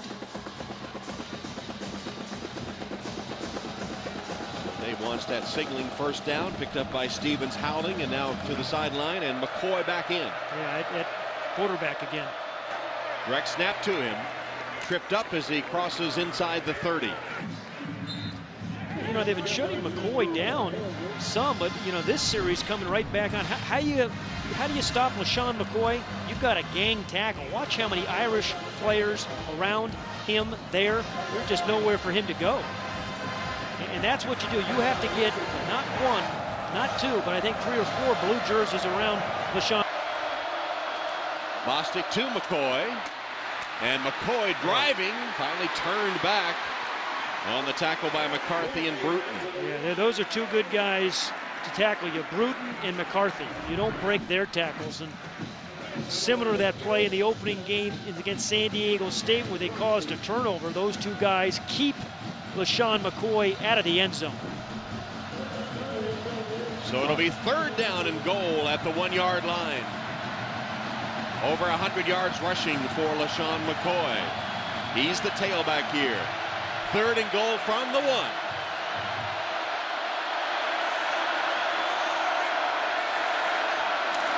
McCoy.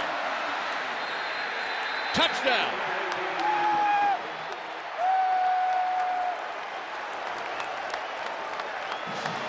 LaShawn McCoy from a yard away gets the touchdown. LaShawn has rushed for 15 touchdowns this season. You know, LaShawn McCoy has done it all today. Remember the block that he had on the blitz pickup that allowed him to get that big first down to score another touchdown? It's kind of really taken this team on his back and carried them not only to the end zone, but potentially a tied ball game.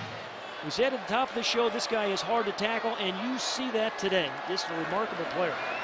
So Lee, the extra point attempt, he's now hit 99 in a row. And he's tied the game at 17. Thanks to LaShawn McCoy, Wanstead and the Panthers have not hit Notre Dame in the 4th. Thanks to MetLife for providing the aerial shots today. Visit MetLife.com to learn about the MetLife Blimp program. MetLife guarantees for the if in life. Most of the Irish felt kind of comfortable at halftime, don't you think? But the Pittsburgh Panthers come roaring back. Behind that man, LaShawn McCoy. So Luke Briggs has it teed up and ready to kick it off.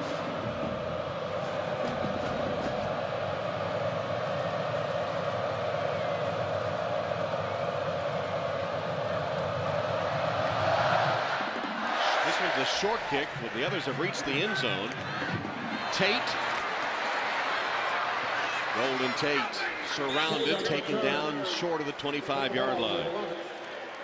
Sean McCoy has gained 105 yards now. 36 of them after contact. You're right, and you'll see a lot of them on this play. Picks up a couple of good blocks by Collins and Malecki, who's the right guard. Watch him pull out on the front. But at the end of this run, he does a lot of it on his own. Carries 2 good tacklers, an extra 4 or 5 yards, and the catapult into the end zone to get the team even. Well, Notre Dame's offense has done nothing so far in the second half. Play action fake. Clausen got away from a would-be tackler and flips it out of bounds as he heads to the sideline. But the Irish have struggled in this second half. Only 7 yards of offense and no first downs in the second half, after amassing 240 yards and 17 points and a dozen first downs in the first half. And it has been, I think, Pat, first down that's gotten them in trouble. Yeah. And here's another first down miscue. Twice in the third quarter, they lost 5 yards on first down. Here they go no gain. Well, give some credit to the Panther defense. I mean, they have really been able to put pressure on them with really just 4 down linemen most of the time. Hand it off to Robert Hughes. Hughes breaks free for a moment. Nice gain. Got about 9. Austin Ransom tripped him up. It'll be 3rd down and a yard for the Irish. Interesting to see if Charlie brings in James Aldrich on this 3rd and 1 play. Good block there. Chris Stewart, Eric Olson, Dan Wanger. Phil Bennett, defensive coordinator, knowing when James Aldrich comes in, he is their power back. And Asaph Schwab, the fullback, lined up in the eye with James Aldrich, the tailback. Kamara in motion. Aldrich hit at the line of scrimmage, but falls forward for the first down with Scott McKillop, the sure tackle man, hanging on, but didn't get enough for the first. Scott McKillop, another really good tackle.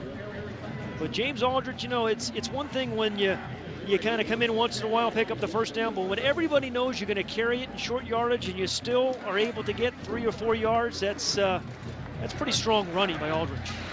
So a first down for Notre Dame, their initial first down of the second half.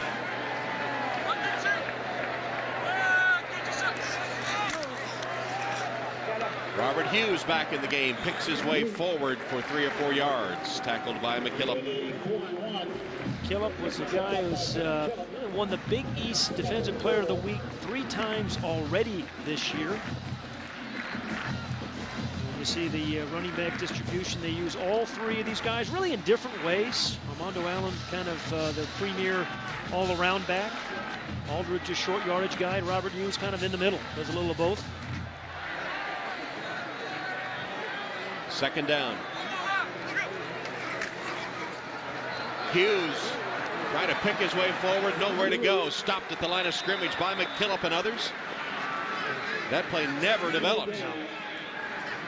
From now on, just say if you don't know who made the tackle, just guess and say McKillop. All right? You're going to be right. Number 40, right here in the middle of your screen. Just kind of waiting patiently. You see how he just kind of waited and waited and knew, or he felt that Aldridge was going to have a cutback run and was there to make the stuff. 3rd down and 6. Shotgun, Clausen. Blitz from Pitt. The pass into traffic and caught in traffic by Golden Tate. Is he strong? Golden Tate saw that blitz at the very beginning and pointed at the guy to blitzing, letting Jimmy Clausen know, hey, this guy's coming. I'm going to run the side adjustment. Before that, I was watching Golden Tate. He saw it. He pointed to Jimmy Clausen. They both saw the same thing. Good throw and tough catch by Tate. First down at midfield. Clausen, a first down pass. It's caught by Floyd, and Michael Floyd is close to another first down, tackled by Aaron Berry. And suddenly the Irish passing game starts to click. Yeah, it's that short passing game. You know, we've seen early in this year they certainly can throw the long ball, right? They've done that a lot successfully. But when they want to get back in rhythm, oftentimes they'll feed the ball to James Aldrich some and then go into their short game or short passing package. No huddle offense. Let's see if they go for a home run here on 2nd down and a yard. Nope, they're going to hand it off to Hughes, and he'll be lucky to make a yard. Romeus and Duncan up front for the Panthers.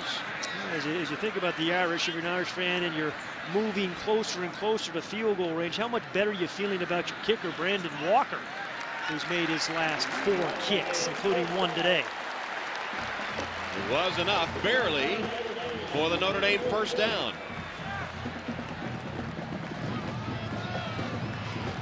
New set of downs for the Irish, driving with 7 minutes plus here in the 4th quarter and tied at 17. Armando Allen back into the lineup. Aside Jimmy Clausen in the shotgun formation. 4 wide receivers.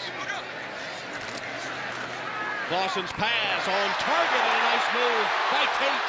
Here's the speedster Tate. Finally caught around the 10-yard line by DeSico. Well, Tom, it shows you how hard they defend. In the first half, you worried about Michael Floyd, and you kind of do a pretty good job in the second half. And then what happens? You throw it to the other guy, number 23, who's so good after the catch. High school running back, 10, 800-meter speed in high school. Handed the ball to the cheerleader there as well. That's just a good feel, good instincts by Golden Tate. 30-yard gain, first down for the Irish. That's 12 over 30 yards for Tate this year. First and goal at the 10. Aldridge, the tailback in the eye, gets the handoff from Clausen, and the pounder pounds it to the 6-yard line. The Golden Tates had a lot of long plays. You see, starting with San Diego State, 3 of those for touchdowns. Today he's had 3 of them, 48, 37, and 30 yards. Yikes. And this is something they really didn't have last year. I mean, why they went 3-9, right? You got Michael Floyd and Golden Tate, make them a completely different team. Second and goal, 6-yard line. Schwab, the fullback. Aldridge, the tailback. Clausen to the end zone, deflected and incomplete. One thing about Jimmy Clausen, and most of the time he makes up his mind very, very quickly. We talked about how well he prepares. Mondays, just he and Charlie get together. On Thursday, he and Charlie and Mike Haywood get together and they throw out the plays in the game plan that he doesn't like. They let him throw those out. And then on Fridays at 3 o'clock, just he and Charlie sit down and look at all 60 pass plays in their game plan for that week. Third down and goal, 6-yard line.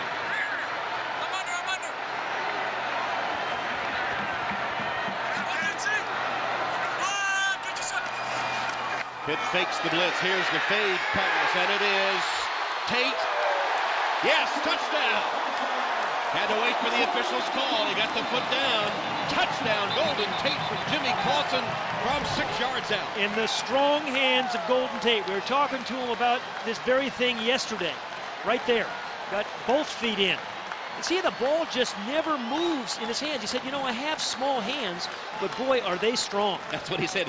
Small but strong. And he had a bandage on one of them yesterday when we talked to him. And yet, when you gripped him for that handshake, you knew get your hand back. That's right. Yeah, he's a fun guy to watch. Whoops, band member down, or no, it's a Pittsburgh player.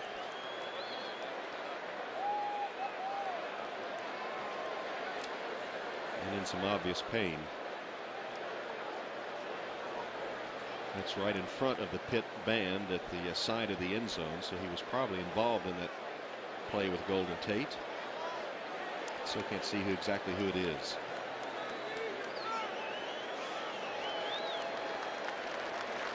It is Ricky Gary.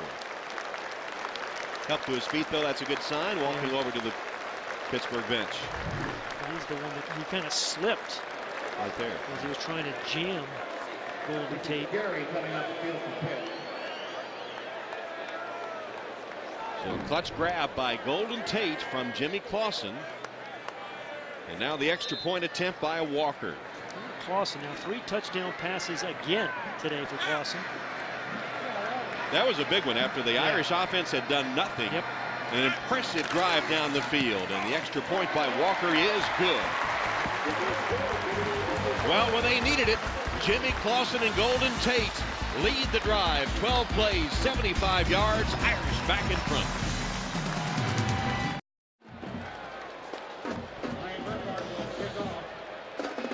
Back at Notre Dame Stadium, Ryan Burkhardt has the ball teed up for the Irish as the Panthers are about to get it back. Jimmy Clausen, 235 yards passing and 3 scores today. They are the touchdown makers from the last drive.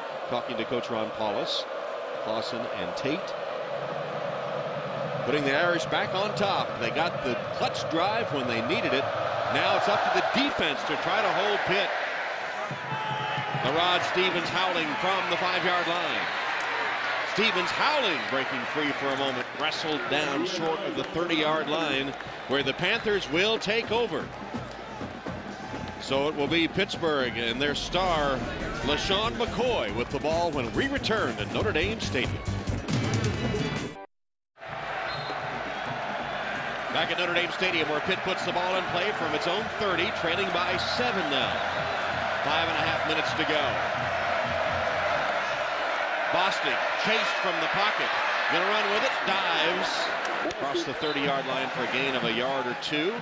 So Notre Dame responds with a drive after Pitt had tied the score. The last time Pitt had the ball, they had a 15-play, 70-yard touchdown drive that consumed over 8.5 minutes, which is the longest drive by a Notre Dame opponent in terms of number of plays and time elapsed this year. You know, in the way that Notre Dame had that last drive, or used the clock on that last drive, if you're Dave Wanstead, you're saying, hey, this could conceivably be our last drive. Second down. Blitz. Picked up. Bostic's pass caught by Porter. Still loose as he shakes a tackler, and he's down all inside the 35-yard line. A gain of 36 yards before Terrell Lambert's able to get him down. T.J. Porter. Strong play by Porter.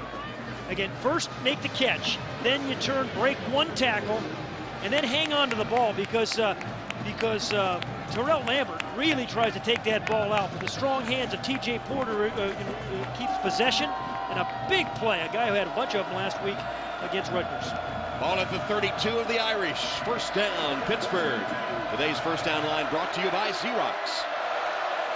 That was the play they needed at the time they needed it. Fake to McCoy. Bostic in the pocket with protection for the end zone. And it is incomplete.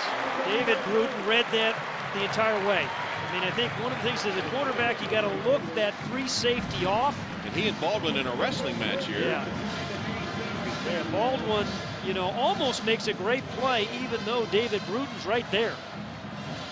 But that's what you ask your free safety to do. He's got to have range. He's got to make plays. And good throw by Bostic. But maybe if he just looks the free safety off some, creates a little bit more room for the receiver. Charlie Weiss. Tension mounting. Bostic directing traffic. It's second down and 10. Bostic hands to McCoy. Draw play. Bounced off one man. Then gets to the outside. Here's LaShawn McCoy. Finally run out of bounds at the 9-yard line by David Bruton. 18 yards when it appeared he was stopped at the line of scrimmage. Well, he was stopped 2 or 3 different times, Tom. It wasn't just once, it looked like. First he just had trouble getting his footing. Stopped right once. Bumps in his guys. Bounces out. Then almost falls down. Stopped twice. And then really almost stopped again by Bruton. So 3 different times he was stopped and then restarted. And he gets into high gear in about 2 steps, didn't he, Tom? He's something special. Yeah, he really is a good player. Really is a good player. 14-yard line, first down. McCoy for the direct snap. There it is. Ran into his own man. Managed to keep his footing. And is tackled at the 11-yard line by Bruton. How many tackles do Bruton and McCarthy have now? Well, I'll tell you, Bruton now has 14 and McCarthy has 12. You're right. It's just the balance that LaShawn McCoy has. I mean, again, that could have been a 6-yard loss. Ends up picking up about 4. Ran into his own man, Andre Wright. So really, the Irish have not really been able to stop him when he's back in that shotgun formation. Although, again, Pittsburgh goes for the quarterback under center. 127-yard day for McCoy. He's the tailback here. Bostic's going to throw to the end zone. Plays it up there and way over. Had no chance for Baldwin. The ball sailed out of bounds. Got to give him a chance, right, Tom? Yeah. We say it every time. Right. You know, you got to keep the ball in the field so your 6'5" receiver can go get it. Now 3rd down and 5. 4-down territory, of course, for Dave Wanstead. No, it's amazing. And LaShawn McCoy is coming off 4 straight games of 140 plus yards. And what you said, 127, I think, on today. Yes. Ball at the 10, 3rd down and 6.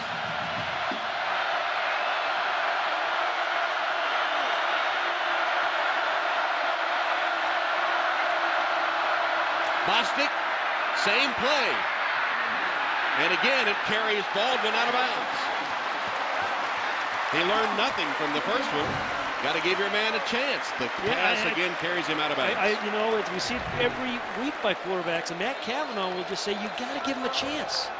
Now, the receivers got to help him a little bit, too, by getting a little closer split to the rest of the team. But, boy, the ball's thrown out of bounds. So, timeout, Pitt. It'll be 4th down and 6 when we come back. 2:27 left. Tense moment at Notre Dame Stadium. 2:27 left. Pittsburgh facing a 4th down and 6, trailing by 7 with the ball at the Notre Dame 10-yard line. Right in front of the Notre Dame student section, too.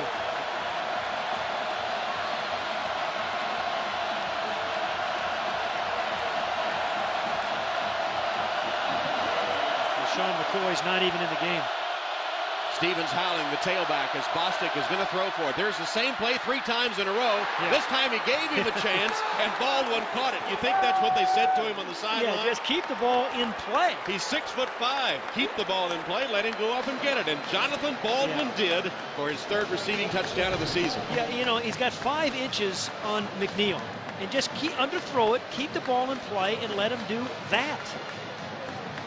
So good play, and this is he hasn't missed an extra point yet, has Connor. 3rd time was the charm, and Lee is looking for his 100th extra point in a row. If he does, it'll tie the game with 2:22.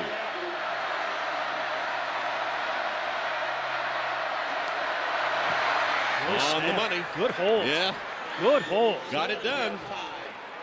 Andrew Giannacco, the holder, did a great job of getting that thing.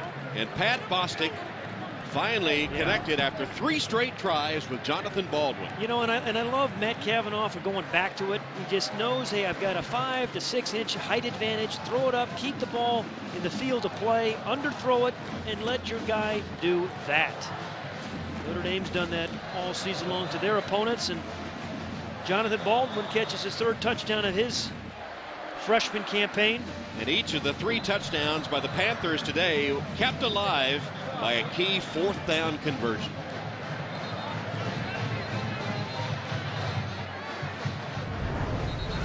Time now for our Liberty Mutual Legends of the Game. Frank Leahy coached Notre Dame for 11 seasons, during which the Irish enjoyed 6 undefeated campaigns, 4 national championships, and an unbeaten string of 39 games in the late 40s.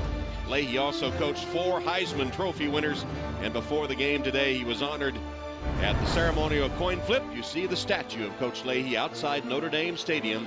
Frank Leahy, one of the legends of the game. Luke Briggs will kick it off for the Panthers. And the dangerous Golden Tate, the deepest man for Notre Dame. Briggs booms it downfield. Tate will field it at the 5. Here's Golden Tate. Got a block from Aldridge. Good special teams coverage by the Panthers this game. They swarmed Golden Tate, did they not? And the first to arrive on the scene was Brian Kaiser. If you're a quarterback, you just relish these moments, your chance to be on this stage. And, we've spent some time with Jimmy Clausen. He loves this big stage, loves being the quarterback at Notre Dame. And here's his chance. Game tied with just over 2 minutes. 3 timeouts remaining for the Irish as well. He has Robert Hughes in the backfield. He's in the shotgun. Excuse me, it's Armando Allen is back there. Allen next to Clausen.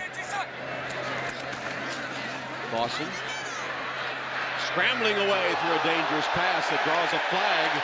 Michael Floyd, Aaron Berry bumped into him with the ball in the air.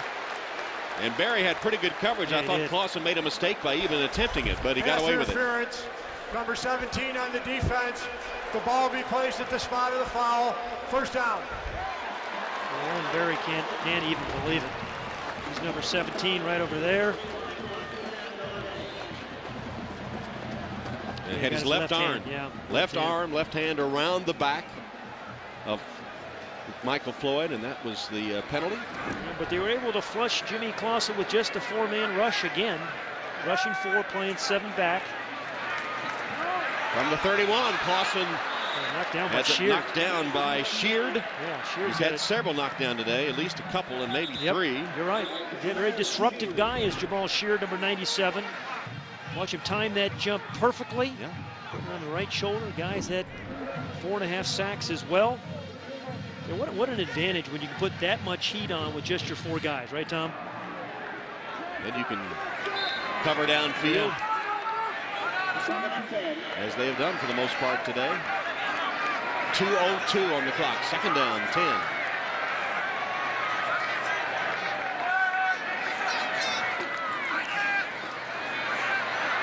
Penalty marker downfield. Floyd tackled viciously at the 30-yard line. Chappelle. Flag came in early and it was downfield. That would usually indicate against Pitt.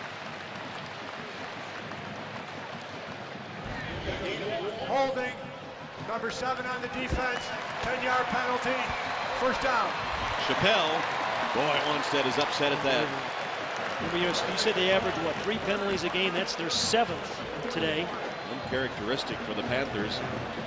And it gives Notre Dame the automatic first down, and the ball now at the 41-yard line. Walker on the sideline, warming up, keeping warm. The left-footed place kicker of the Irish. First down, Clausen. Chased from the pocket. Scrambling, got a saving block, and now throws it away. Another good rush by Jamal Sheard. But he just keeps on coming. There he is, Jamal. I thought maybe Clausen pulled the trigger a little too soon this time. On the rush? Yeah. Just getting outside? Yeah. Well, I don't know. Maybe it looks not. like, Sheard got the good coverage again. We said it. They're dropping 7 or playing 7 in coverage. No blitzes there. This is the guys that have been very, very disruptive this year.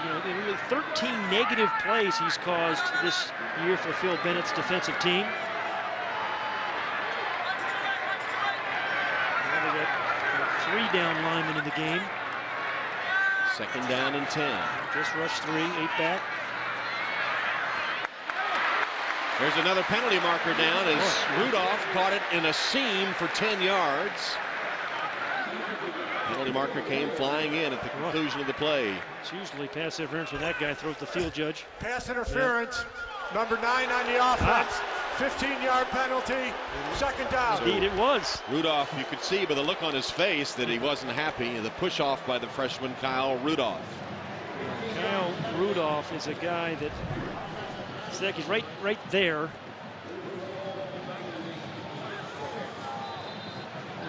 That's a tough call. Not much. No. But boy, that puts the Irish clock running down to 1:10, second and 25. And again, you're going to see the 3-man rush, I think. That's my 3rd man. From their own 26-yard line. Clausen's pass through traffic to Rudolph again. Boy, was that a tight throw. 20 yards on the play. Austin Ransom, number 86, had awfully good coverage on Kyle Rudolph. The Irish will use one of their 3 timeouts. Boy. Notre Dame stops the clock. 52 seconds left. Boy, threaded that one in to Kyle Rudolph.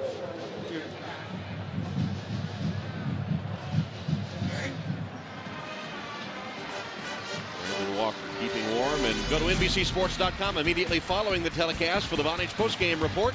Catch the live press conferences of Charlie Weiss and Dave Wanstead, plus interviews, analysis, full game highlights. The Vonage postgame report on NBCSports.com. Hey Tom, how about Brandon Walker?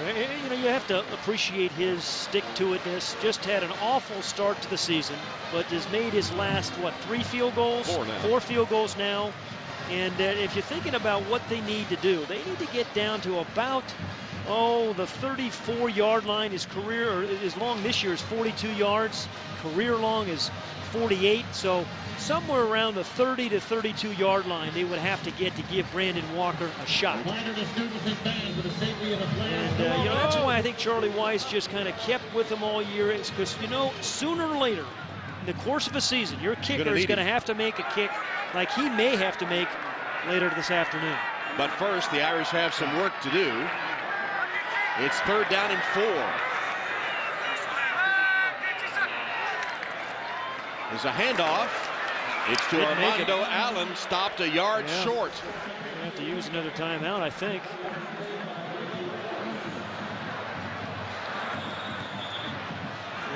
It will be a timeout, Notre Dame. They'll have one remaining. 40 seconds on the clock. But a good ball game. Really good defense in this second half in particular.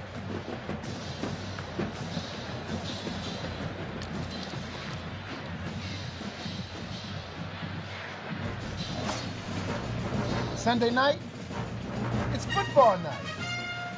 Yeah, Sunday night is football night. Peyton Manning and the Colts against the Patriots. Football night begins tomorrow, 7 Eastern, only on NBC. The Colts have lost a couple in a row, but what a great rivalry they have with the New England Patriots. Also, the Colts get Joseph Adai, their running back into the lineup from injury, and Bob Sanders, their hard-hitting safety. So good news for the Colts. Sure. Matt Castle's done a pretty good job, hasn't he? Absolutely. An old family friend of ours in Southern California. He actually came in to see me a couple of years ago to think about getting a job in finance. Didn't think he was going to get drafted. Now he's starting on Sunday night. So the Irish taking the timeout, facing a 4th down and 1 at midfield. 40 seconds left in a tie game. I'm going to give you a hint that Scott McKillop is going to be involved in this. And with the play clock ticking down, inexplicably sloppy by Notre Dame, they have to use their last timeout to avoid the delay of game. What went wrong there? That's a valuable one, because you need maybe to rush your field goal team on, right? Yeah. It takes all the run after this play, all the running opportunities really out of the game. Costly miscue by the Irish. That's something that with Charlie Weiss, he for years has managed the clock so well. A surprising error there by the Irish. Now, of course, if they do run it and make the first down, clock will stop momentarily, and then a chance to spike the ball. What do you think? I think you call 2 plays right here. I don't think you're going to see a spike. It's only 40 seconds. I think there's plenty of time for them to. You have your 4th down play. You assume you're going to get the first. You already have that 1st down play called. Remember now, the clock will stop, though, if it is a 1st down.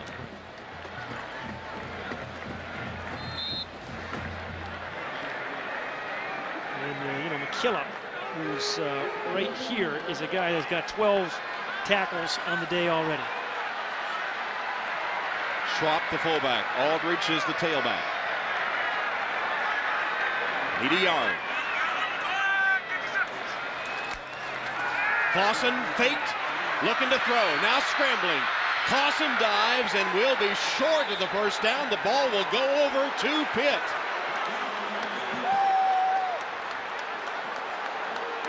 Boy, with James Aldridge, who has been so good in short yardage plays this year.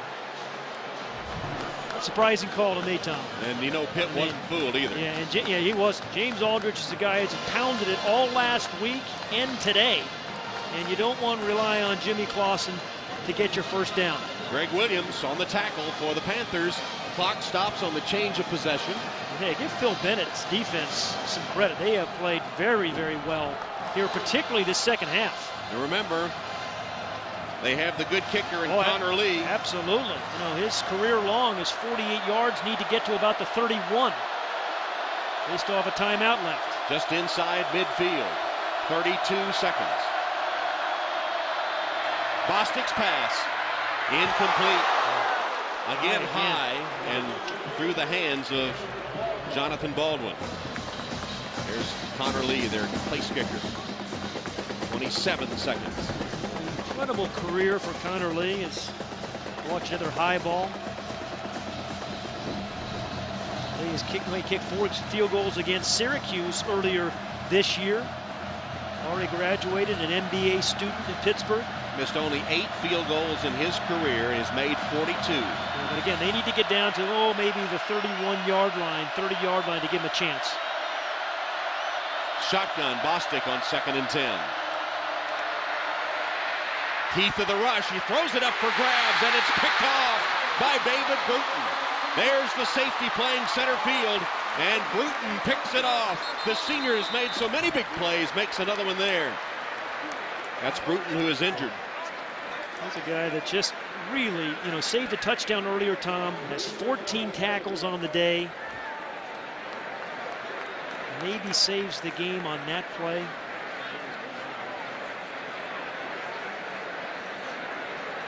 Boy, as he had, Charlie Weiss said early in the year, if, their leading NFL prospect on the team. Watch him right in the middle of the field. Number 20, the range that he has. Because, again, it looks like Baldwin has a chance. Baldwin should go up and make a little better effort on that to try to knock that one down. What do you think, Tom? Yep. Fell down on his right shoulder hard. Or maybe it was his left, but hitting the ground hard and then rolling over in pain. And still down. Charlie Weiss said about he was in his first recruiting class. Remember, Charlie got the job late, and David Bruton was one of his last guys that he got in that first recruiting class. He said, I thought he was too small. I didn't think he liked to hit. But the last 2 years, David Bruton has really come on for Coach Weiss. Who now comes out to check on his senior safety. And if they go to overtime, they're going to need him if he can go. How do you replace his 14 tackles? Interception by Bostic. He's had some high throws, but I think Baldwin could have done a little better job of trying to protect that throw. And Clausen with 21 seconds and no timeouts remaining. Remember, he's got these dynamic wide receivers, but Pitt has done a good job of really trying to double cover him on the outside of the long balls. Big hand from the Notre Dame faithful as Bruton gets to his feet.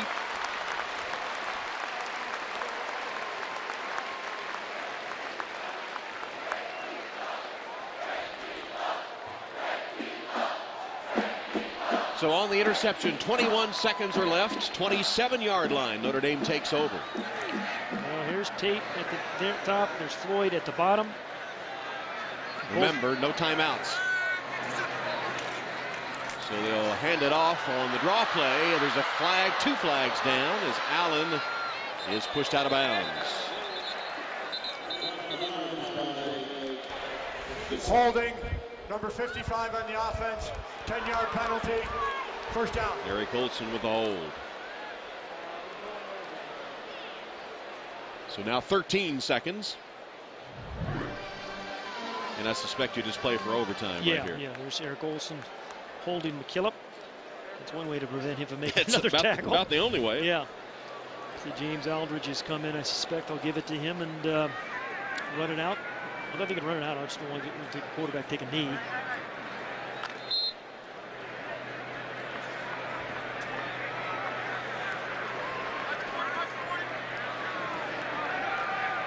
Clausen does take the knee, pitches the ball to the referee. And the final seconds will tick away.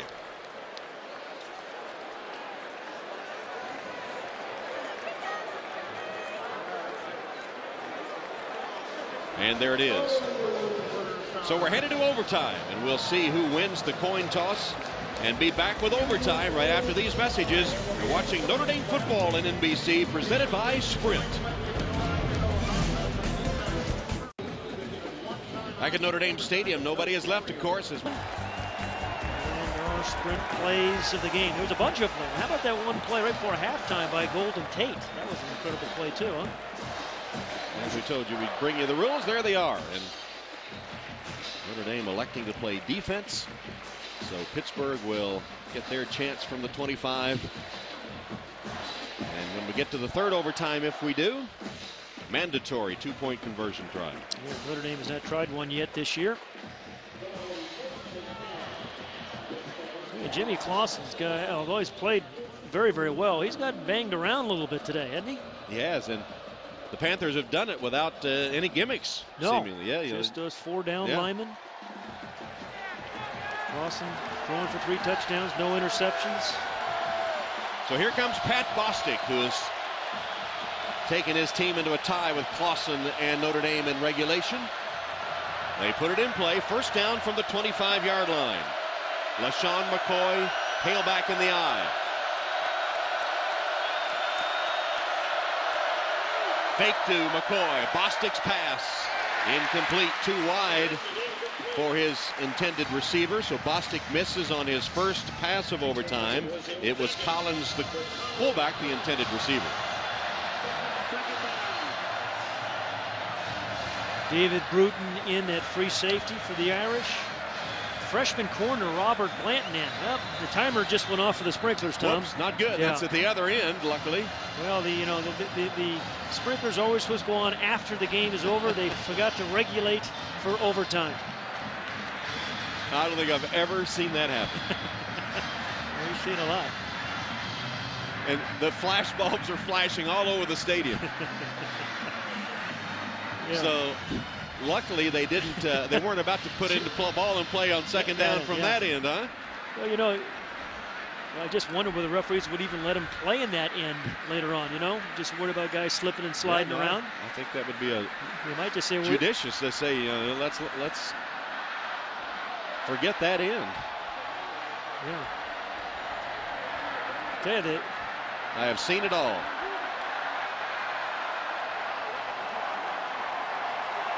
It's even getting some of the fans, I think, in the end zone.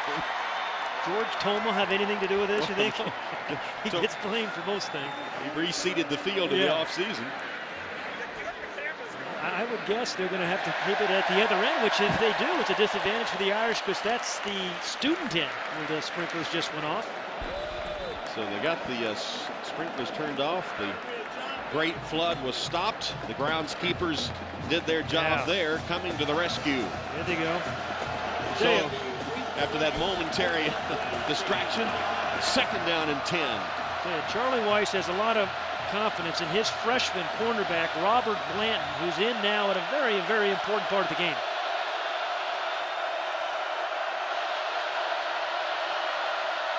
McCoy. Here's McCoy breaking free and just tackled at the 10-yard line. Touchdown saving tackle after he had ripped off 15 yards and giving Pittsburgh a first down. It was David Bruton that made the tackle. Yeah, all you have to do is get a couple of things out of the passing game and then just give this guy the ball. Some pretty good blocks up front by Malecki and Thomas. C.J. Davis. There's Williams in there as well, but he does 85% of that on his own. Tremendous vision by LaShawn McCoy. First down and goal at the 10. We're in overtime. First possession by either team. McCoy again, this time stopped after a gain of a yard. Shoestring tackle made by the Irish. It looked like a good play by Justin Brown. I think early on, Justin Brown really right at the top of the screen. It's not just Kerry Neal. Kerry Neal just kind of jumps around the block of Collins to get an early hit on McCoy and not let him get his momentum going. So good play by Kerry Neal. Second down and goal. Ball rests just inside the 10-yard line.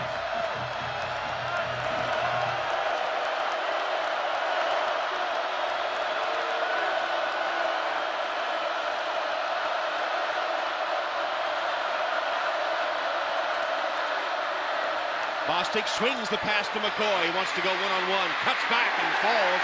Slips and falls. No sprinklers on that end, but he still slipped down. Lost 4 yards.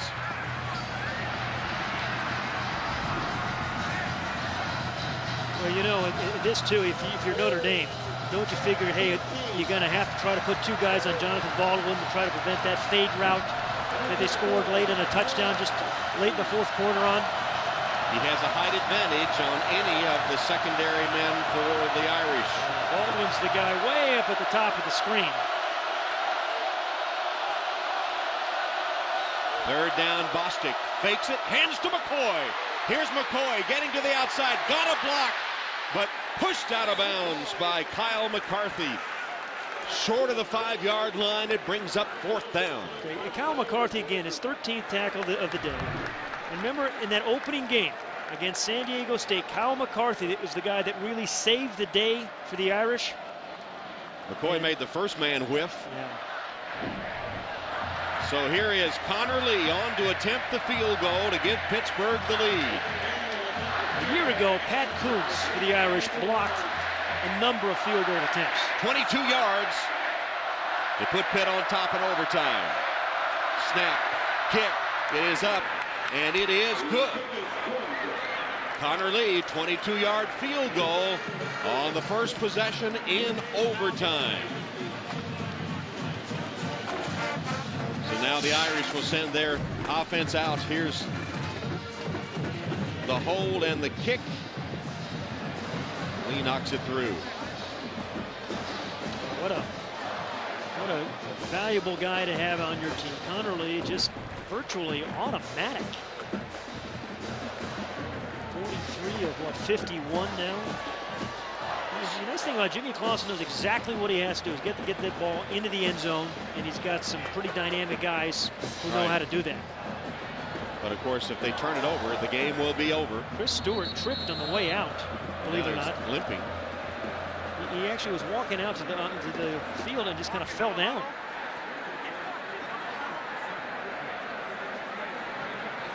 Pittsburgh leading for the first time in the game. Their first lead comes on a field goal in overtime. Chris Stewart, kind of a freak injury, as you said, Pat. Yeah, that means Trevor Robinson will come in to replace him. Trevor Robinson, a guy, although a freshman, has played a lot for Chris Stewart and for Eric Olson at both guards.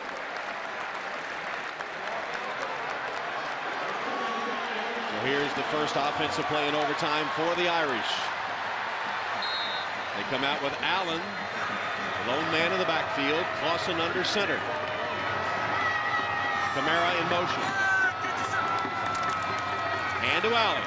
First down run, trying to get to the corner. Inside the 20, down to about the 18-yard line. Armando Allen on first down, about 7 yards. Good stretch play, good vision by Armando Allen. Most importantly, just kind of securing that ball before he gets tackled. Kamara gave him a block long enough to let him turn the corner. Play by Berry, 8th tackle of the day for Aaron Berry, the corner. So 2nd and 2 and all options available.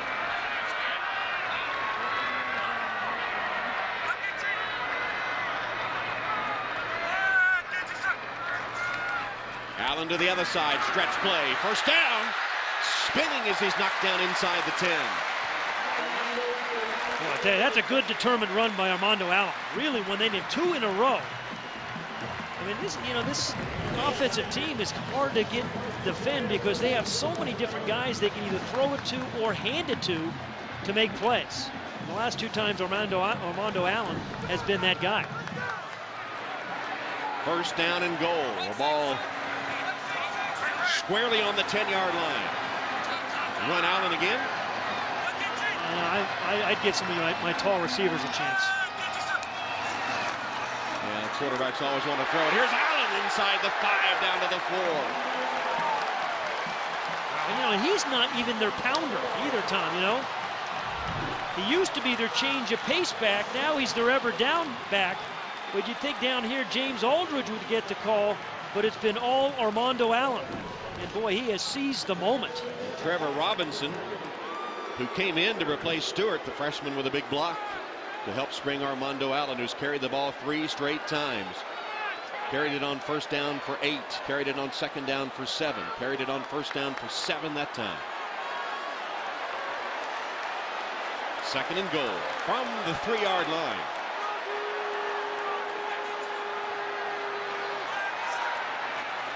Armando Allen, nowhere to go this time. Surrounded and driven back from the 3-yard line. That was Scott McKillop. Who else leading the charge? Yeah. Elijah Fields got in on it too. It's 13 for McKillop. I'll remember now, Brandon Walker has struggled this season, though he's made 4 in a row. So now you got to put it in the end zone with one of your big receivers that you called for, Pat, I would think. You've got one, Kamara 6'5", Rudolph 6'6", Floyd is 6'3".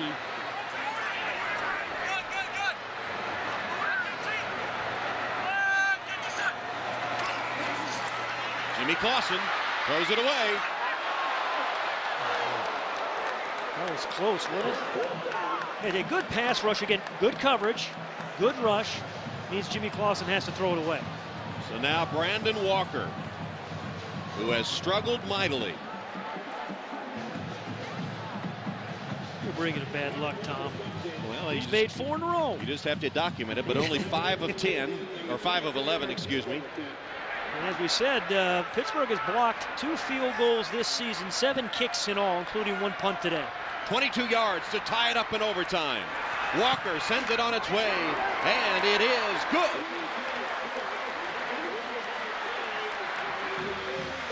Irish move the ball well early in their possession and then stall inside the 5. Irish convert a crucial 3rd down. I'll tell you, a big target is Michael Floyd. 6'3", 215 pounds, just battles off the press coverage.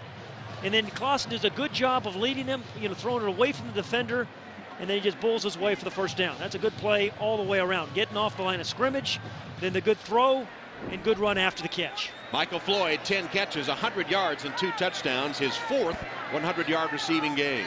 4th game in a row. He's caught a touchdown pass 2 times. From the 11, 1st down for the Irish. Handoff to Allen. Nowhere to go. Tackled for a loss on the play by Aaron Berry from his cornerback spot. I'll tell you, Aaron Berry's had some moments today, some good moments. Some bad moments in the passing game, but boy, what a day tackling for Berry. 9th tackle of the day for Aaron Berry. The guy we talked to this week said, I'm just anxious to get back on the field after the way we played and I played against Rutgers.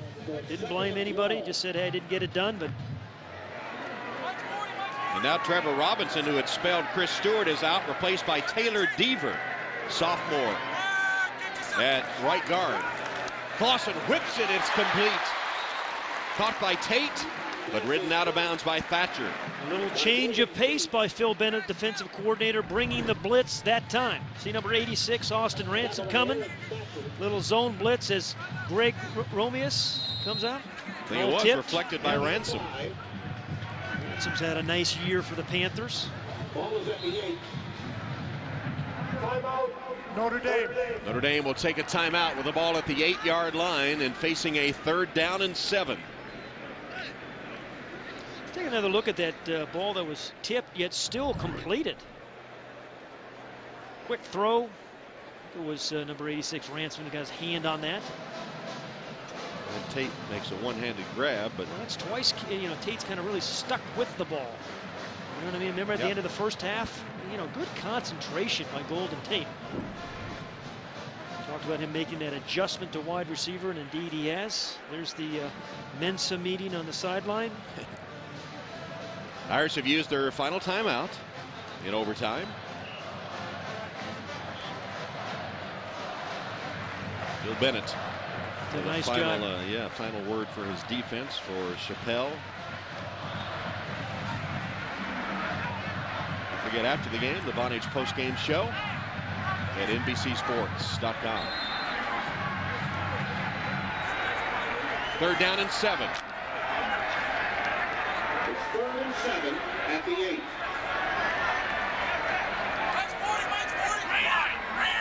Clausen's in the shotgun.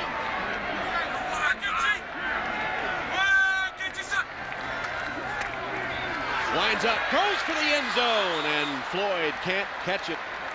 They were ready for it, was Pitts. They had men around him, and Floyd went up and couldn't bring it down. Yeah, but how about Aaron Berry again? Aaron Berry a couple times in the tackles, that time on coverage. I mean, it is tough being a cornerback, Tom. You know that. It's, you got these big athletic receivers you got to cover, you got to make tackles, and Aaron Berry, although it was a high ball, Aaron Berry, pretty good coverage.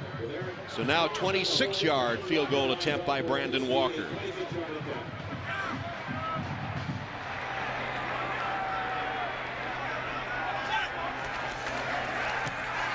And it is good. Good for Brandon Walker bouncing back after a really tough start. Dave Wan says, hey, we got him right where we want him. Let's go. A touchdown would win it for the Panthers. They hold Notre Dame to a field goal in the second overtime. You're just like a defensive back, you know, who gets beaten. If you miss some field goals, you just got to forget about it. Make the next one. Well, and he's being pushed in practice by David Ruffer, the man that's been recruited from the dorms here at Notre Dame. And it's made Walker a better kicker. And Siegfried Hall. To the winner of this game goes bowl eligibility. A 6 victory would make either Pitt or Notre Dame bowl eligible. And all the Panthers need is a touchdown from Pat Bostic at quarterback. Well, that's saying something, the way the Irish defense has been playing, though, Tom.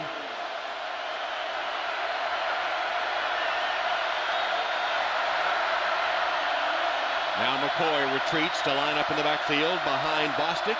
McCoy gets the call, hit at the line of scrimmage. They were ready for the key running back there, hitting him as soon as he got the football. Maurice Crum was the first to arrive. Well, I still haven't seen Notre Dame really slow down McCoy when he's been in that direct shotgun formation. You know, that old hog formation. Haven't seen it yet here in overtime.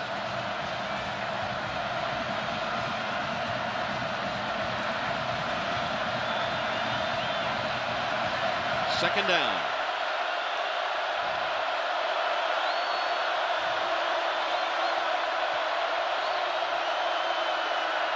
Bostic throws a screen to McCoy.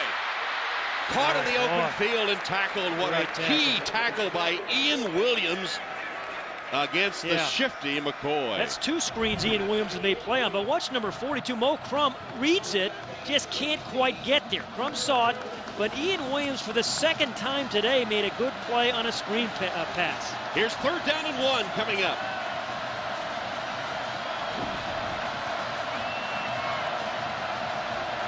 They look uncertain in the huddle, the Panthers. They're looking at the sideline, and I think they're going to call a timeout.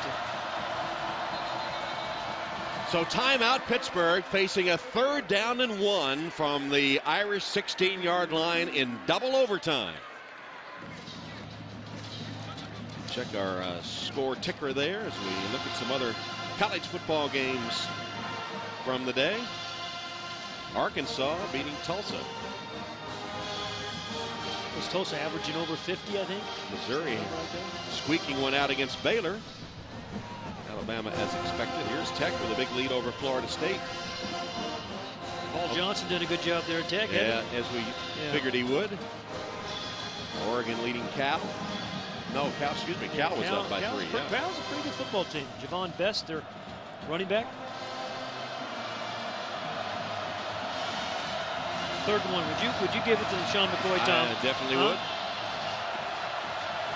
I don't think there's any question about it. Although facing a similar situation earlier, they handed it to the fullback Collins. Yeah, that's true. And they have thrown it a lot on 3rd and short too. Collins is the fullback. McCoy's the tailback. But it is McCoy who gets the call, and he's stopped in his tracks. Well, I think he's a little bit short and a tough call for Dave Wannstedt.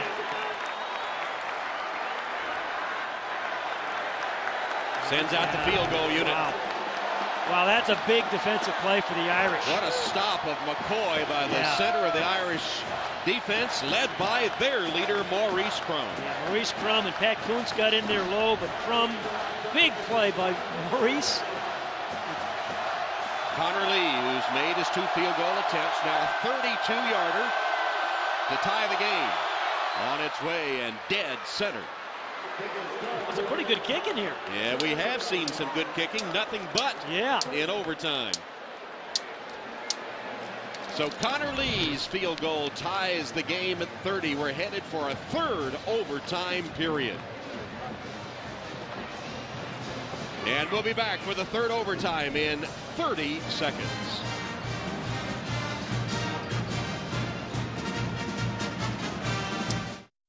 One, he was wide open. This one, he was well covered by 2 white jerseys. But They had Jimmy Clausen had him for a touch early on. Walker has made his 2 field goal attempts to keep the game headed into the 3rd overtime. So here comes that hog formation, the direct snap to the running back. They've run 8 plays, now 9, and McCoy has carried on 8 of them. That one actually is the other guy. Stevens Howling, that one. So Stevens Howling, tackled by Robert Blanton. So all but 2 plays now in overtime for Pitt have gone to McCoy, and why not? That time Stevens Howling getting the call as McCoy returns.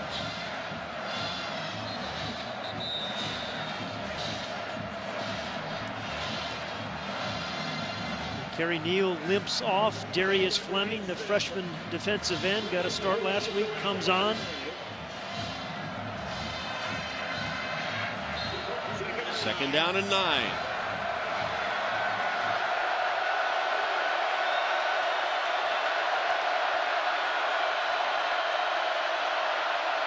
False start. That'll cost the Panthers 5. Boy.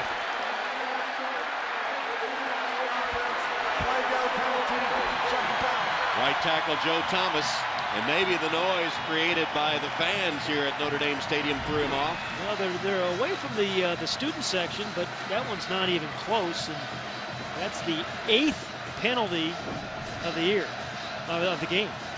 A team that averaged just 3.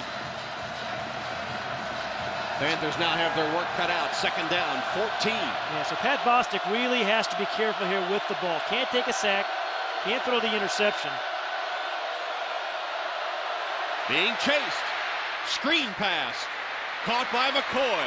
McCoy got a block. McCoy to the outside. McCoy down the sideline. Finally forced out of bounds. He is the real McCoy.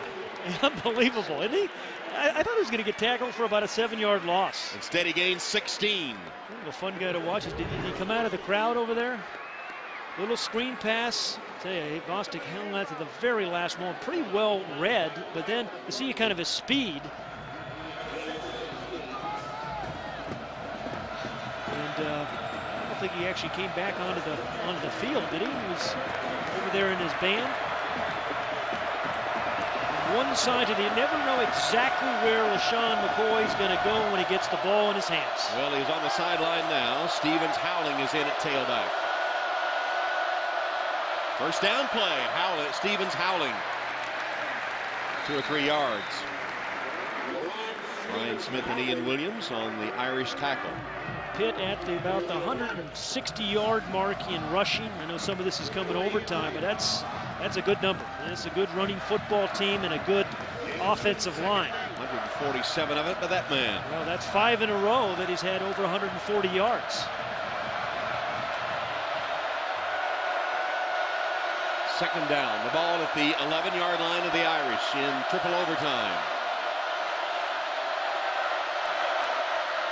Stevens Howling looking for a seam. Finds a small one and gets it to the 9.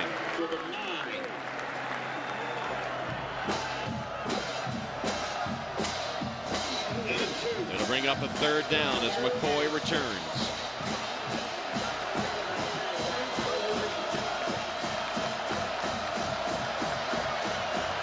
Look at that helmet. You don't think he kind of battles inside? That's Pat Kuntz. 3rd down and 6.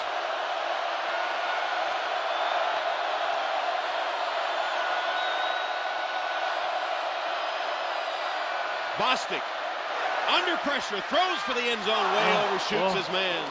Almost intercepted by David Bruton.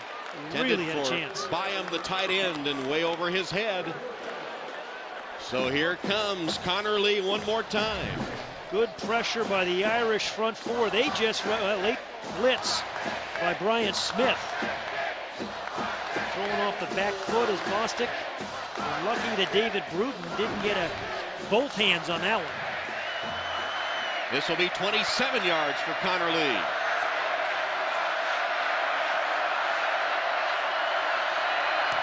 Lee still perfect.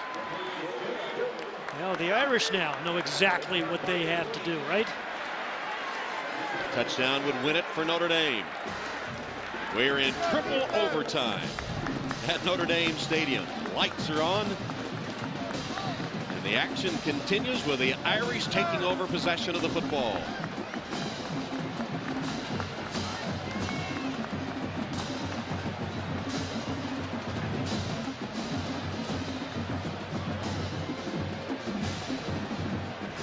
Two wide receivers for Jimmy Clausen have caught passes for over 100 yards today. Tate 100, Tate 111, Floyd at 100 to the 100-yard mark. 16 catches between them. Armando Allen on first down. Stuffed with the defense of the Panthers, only 1 yard. Now that puts you in a bit of a hole. Both teams have played really good defense, but particularly in overtime have these two teams played good defense. Nothing but field goals. Yeah. McKillop made that Pitt tackle. How many tackles does he have on the day now? Yeah, McKillop is coming up on, that's now 14. 2 of those tackles for losses. Second down and 9. Shotgun. Clausen has protection, but his pass, a misread with Allen behind him and incomplete. And it's going to be third down. Yeah, this is a delicate call for Charlie Weiss, right? Because if you get nothing here, it makes it a very long field goal attempt for your kicker, as good as he's been in overtime.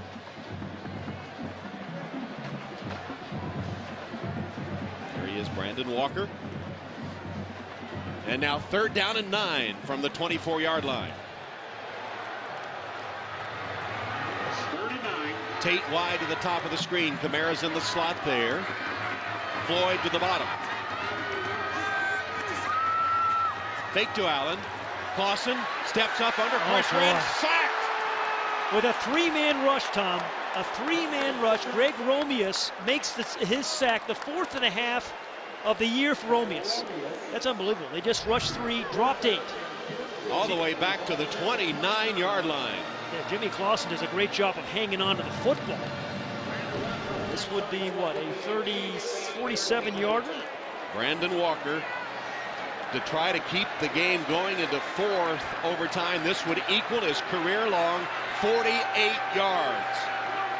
Walker from 48. It's on its way, and it is gone!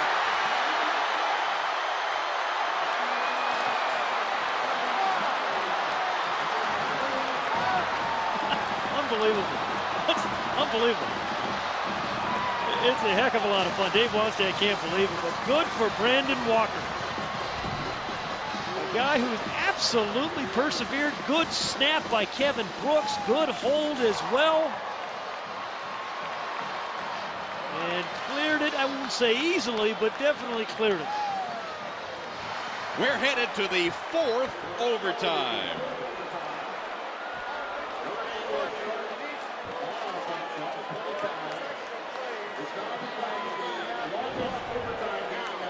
Brandon Walker. See if that gives him a lift.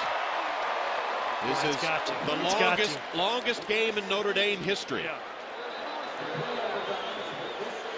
I'll tell you, what a day for these two kickers. Brandon Walker has been just unreal, and Connor Lee has done his entire career. Ordinarily, you don't like a bunch of kickers deciding the game, but this is kind of fun, you know? All right, for the Irish, right back on offense now. No time to celebrate too much. You could be called on again here shortly, the way the Pitt defense has played. Connor Lee, as he said, already graduated, working on his MBA.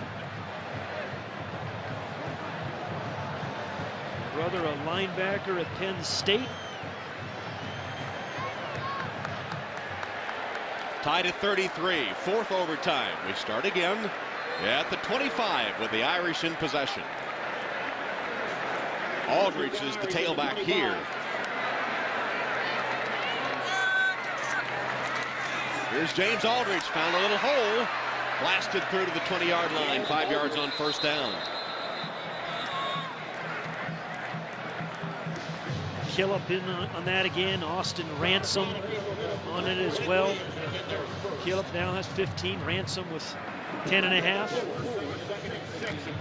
Linebackers for the Panthers have really had a great afternoon.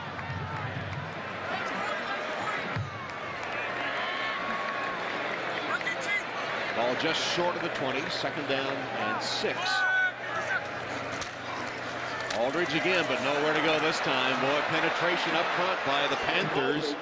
Mick Williams was first to arrive on the scene. Aldridge lucky that he got a yard or 2 on the carry when he was hit in the backfield. Remember what Phil Bennett said to us about number 95, Mick Williams? He said, you know, he hasn't played much the last 3 weeks, and boy, have we missed him. And, Mick Williams, just one of those really good inside players. The flashy guys are the defensive ends, but the real lunch bucket kind of guys, Mick Williams, play inside. He plays it pretty well. 3rd down and 5. Last time they got to Jimmy Clausen with a 3-man rush. You see the 3. You will see just 3 defensive linemen coming again. Shotgun. Clausen rifles it, and it's caught. No, incomplete. Tate had it for a moment, and they're going after it as if it were a fumble, but the hit, I think, dislodged the football by Berry. Hey, how about Pitt's defense, Tom? After last week they gave up, what was it, 56 points, was it, to Rutgers? They have really played some tough defense today, particularly in overtime, particularly in this 4th quarter. Berry able to break that one up. Good defense again by the Panthers. Here's the field goal attempt by Brandon Walker, 38 yards. Needs to get off in 1.4 seconds or less. This one is no good. So the Irish luck ran out for Brandon Walker as he misses the field goal. Boy, that's got to change Dave Wannstedt's play calling or thinking, don't you think, with a kicker as good as his? I say McCoy 3 times and let her rip. Maybe not even 3 times. Yeah. I would just give it to McCoy, or maybe even, Stevens Howling. He's never had ball security problems. But you know what? That's not all just on Brandon Walker. The offense didn't get the ball in the end zone in overtime when they needed it. Not just his fault. And in 4 tries, they haven't gotten it in. Yeah, indeed. Give Pittsburgh's defense credit. Absolutely. And the Irish have done the same pending this 4th overtime. So Trouble is, now only a field goal to beat you. And they're already in field goal range for Connor Lee.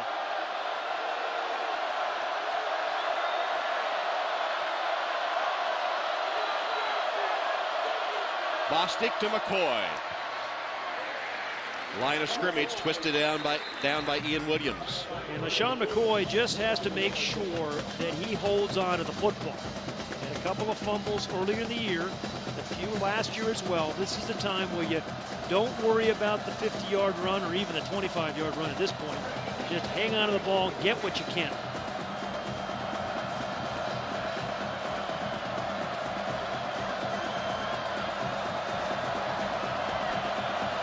Just inside the Irish 25. 2nd down and 9.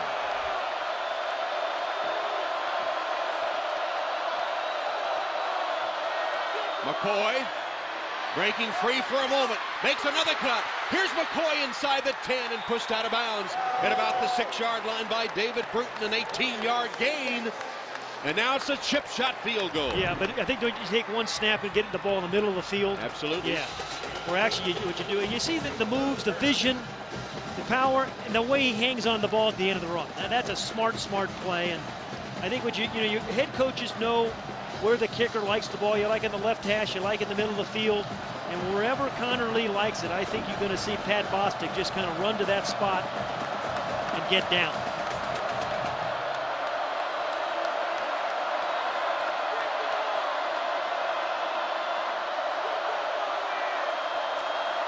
It'll be McCoy that'll run, and we'll make it just short of the 5-yard line. And here comes the field goal team.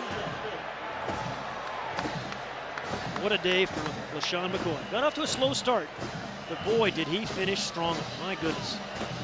So it should be an easy one for Connor Lee, who's been nearly automatic.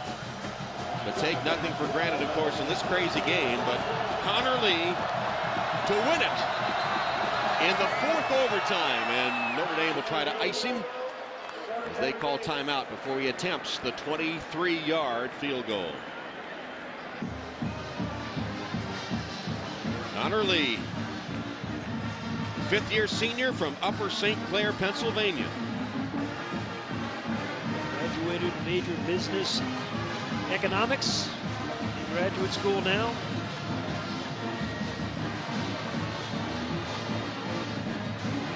It's Brandon Walker from 38 yards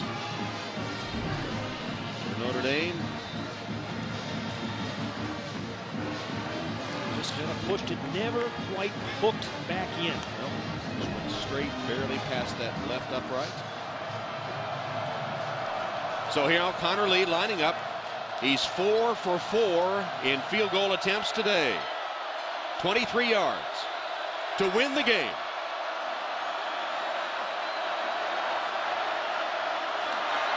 It is good. Dave Wannstedt and the Pittsburgh Panthers now 4-0 on the road this season as they come into Notre Dame Stadium in the longest game ever played here. And they win in the fourth overtime. Brandon Walker's 38-yard attempt goes wide. Connor Lee hits it from 23. And he's the hero of the moment, sharing the laurels with the Pittsburgh defense and with running back LaShawn McCoy today. Big win for the Panthers as they win it in 4 overtimes, 36-33. We'll be back in 30 seconds to hear from Coach Weiss and others in the Vonage post-game report.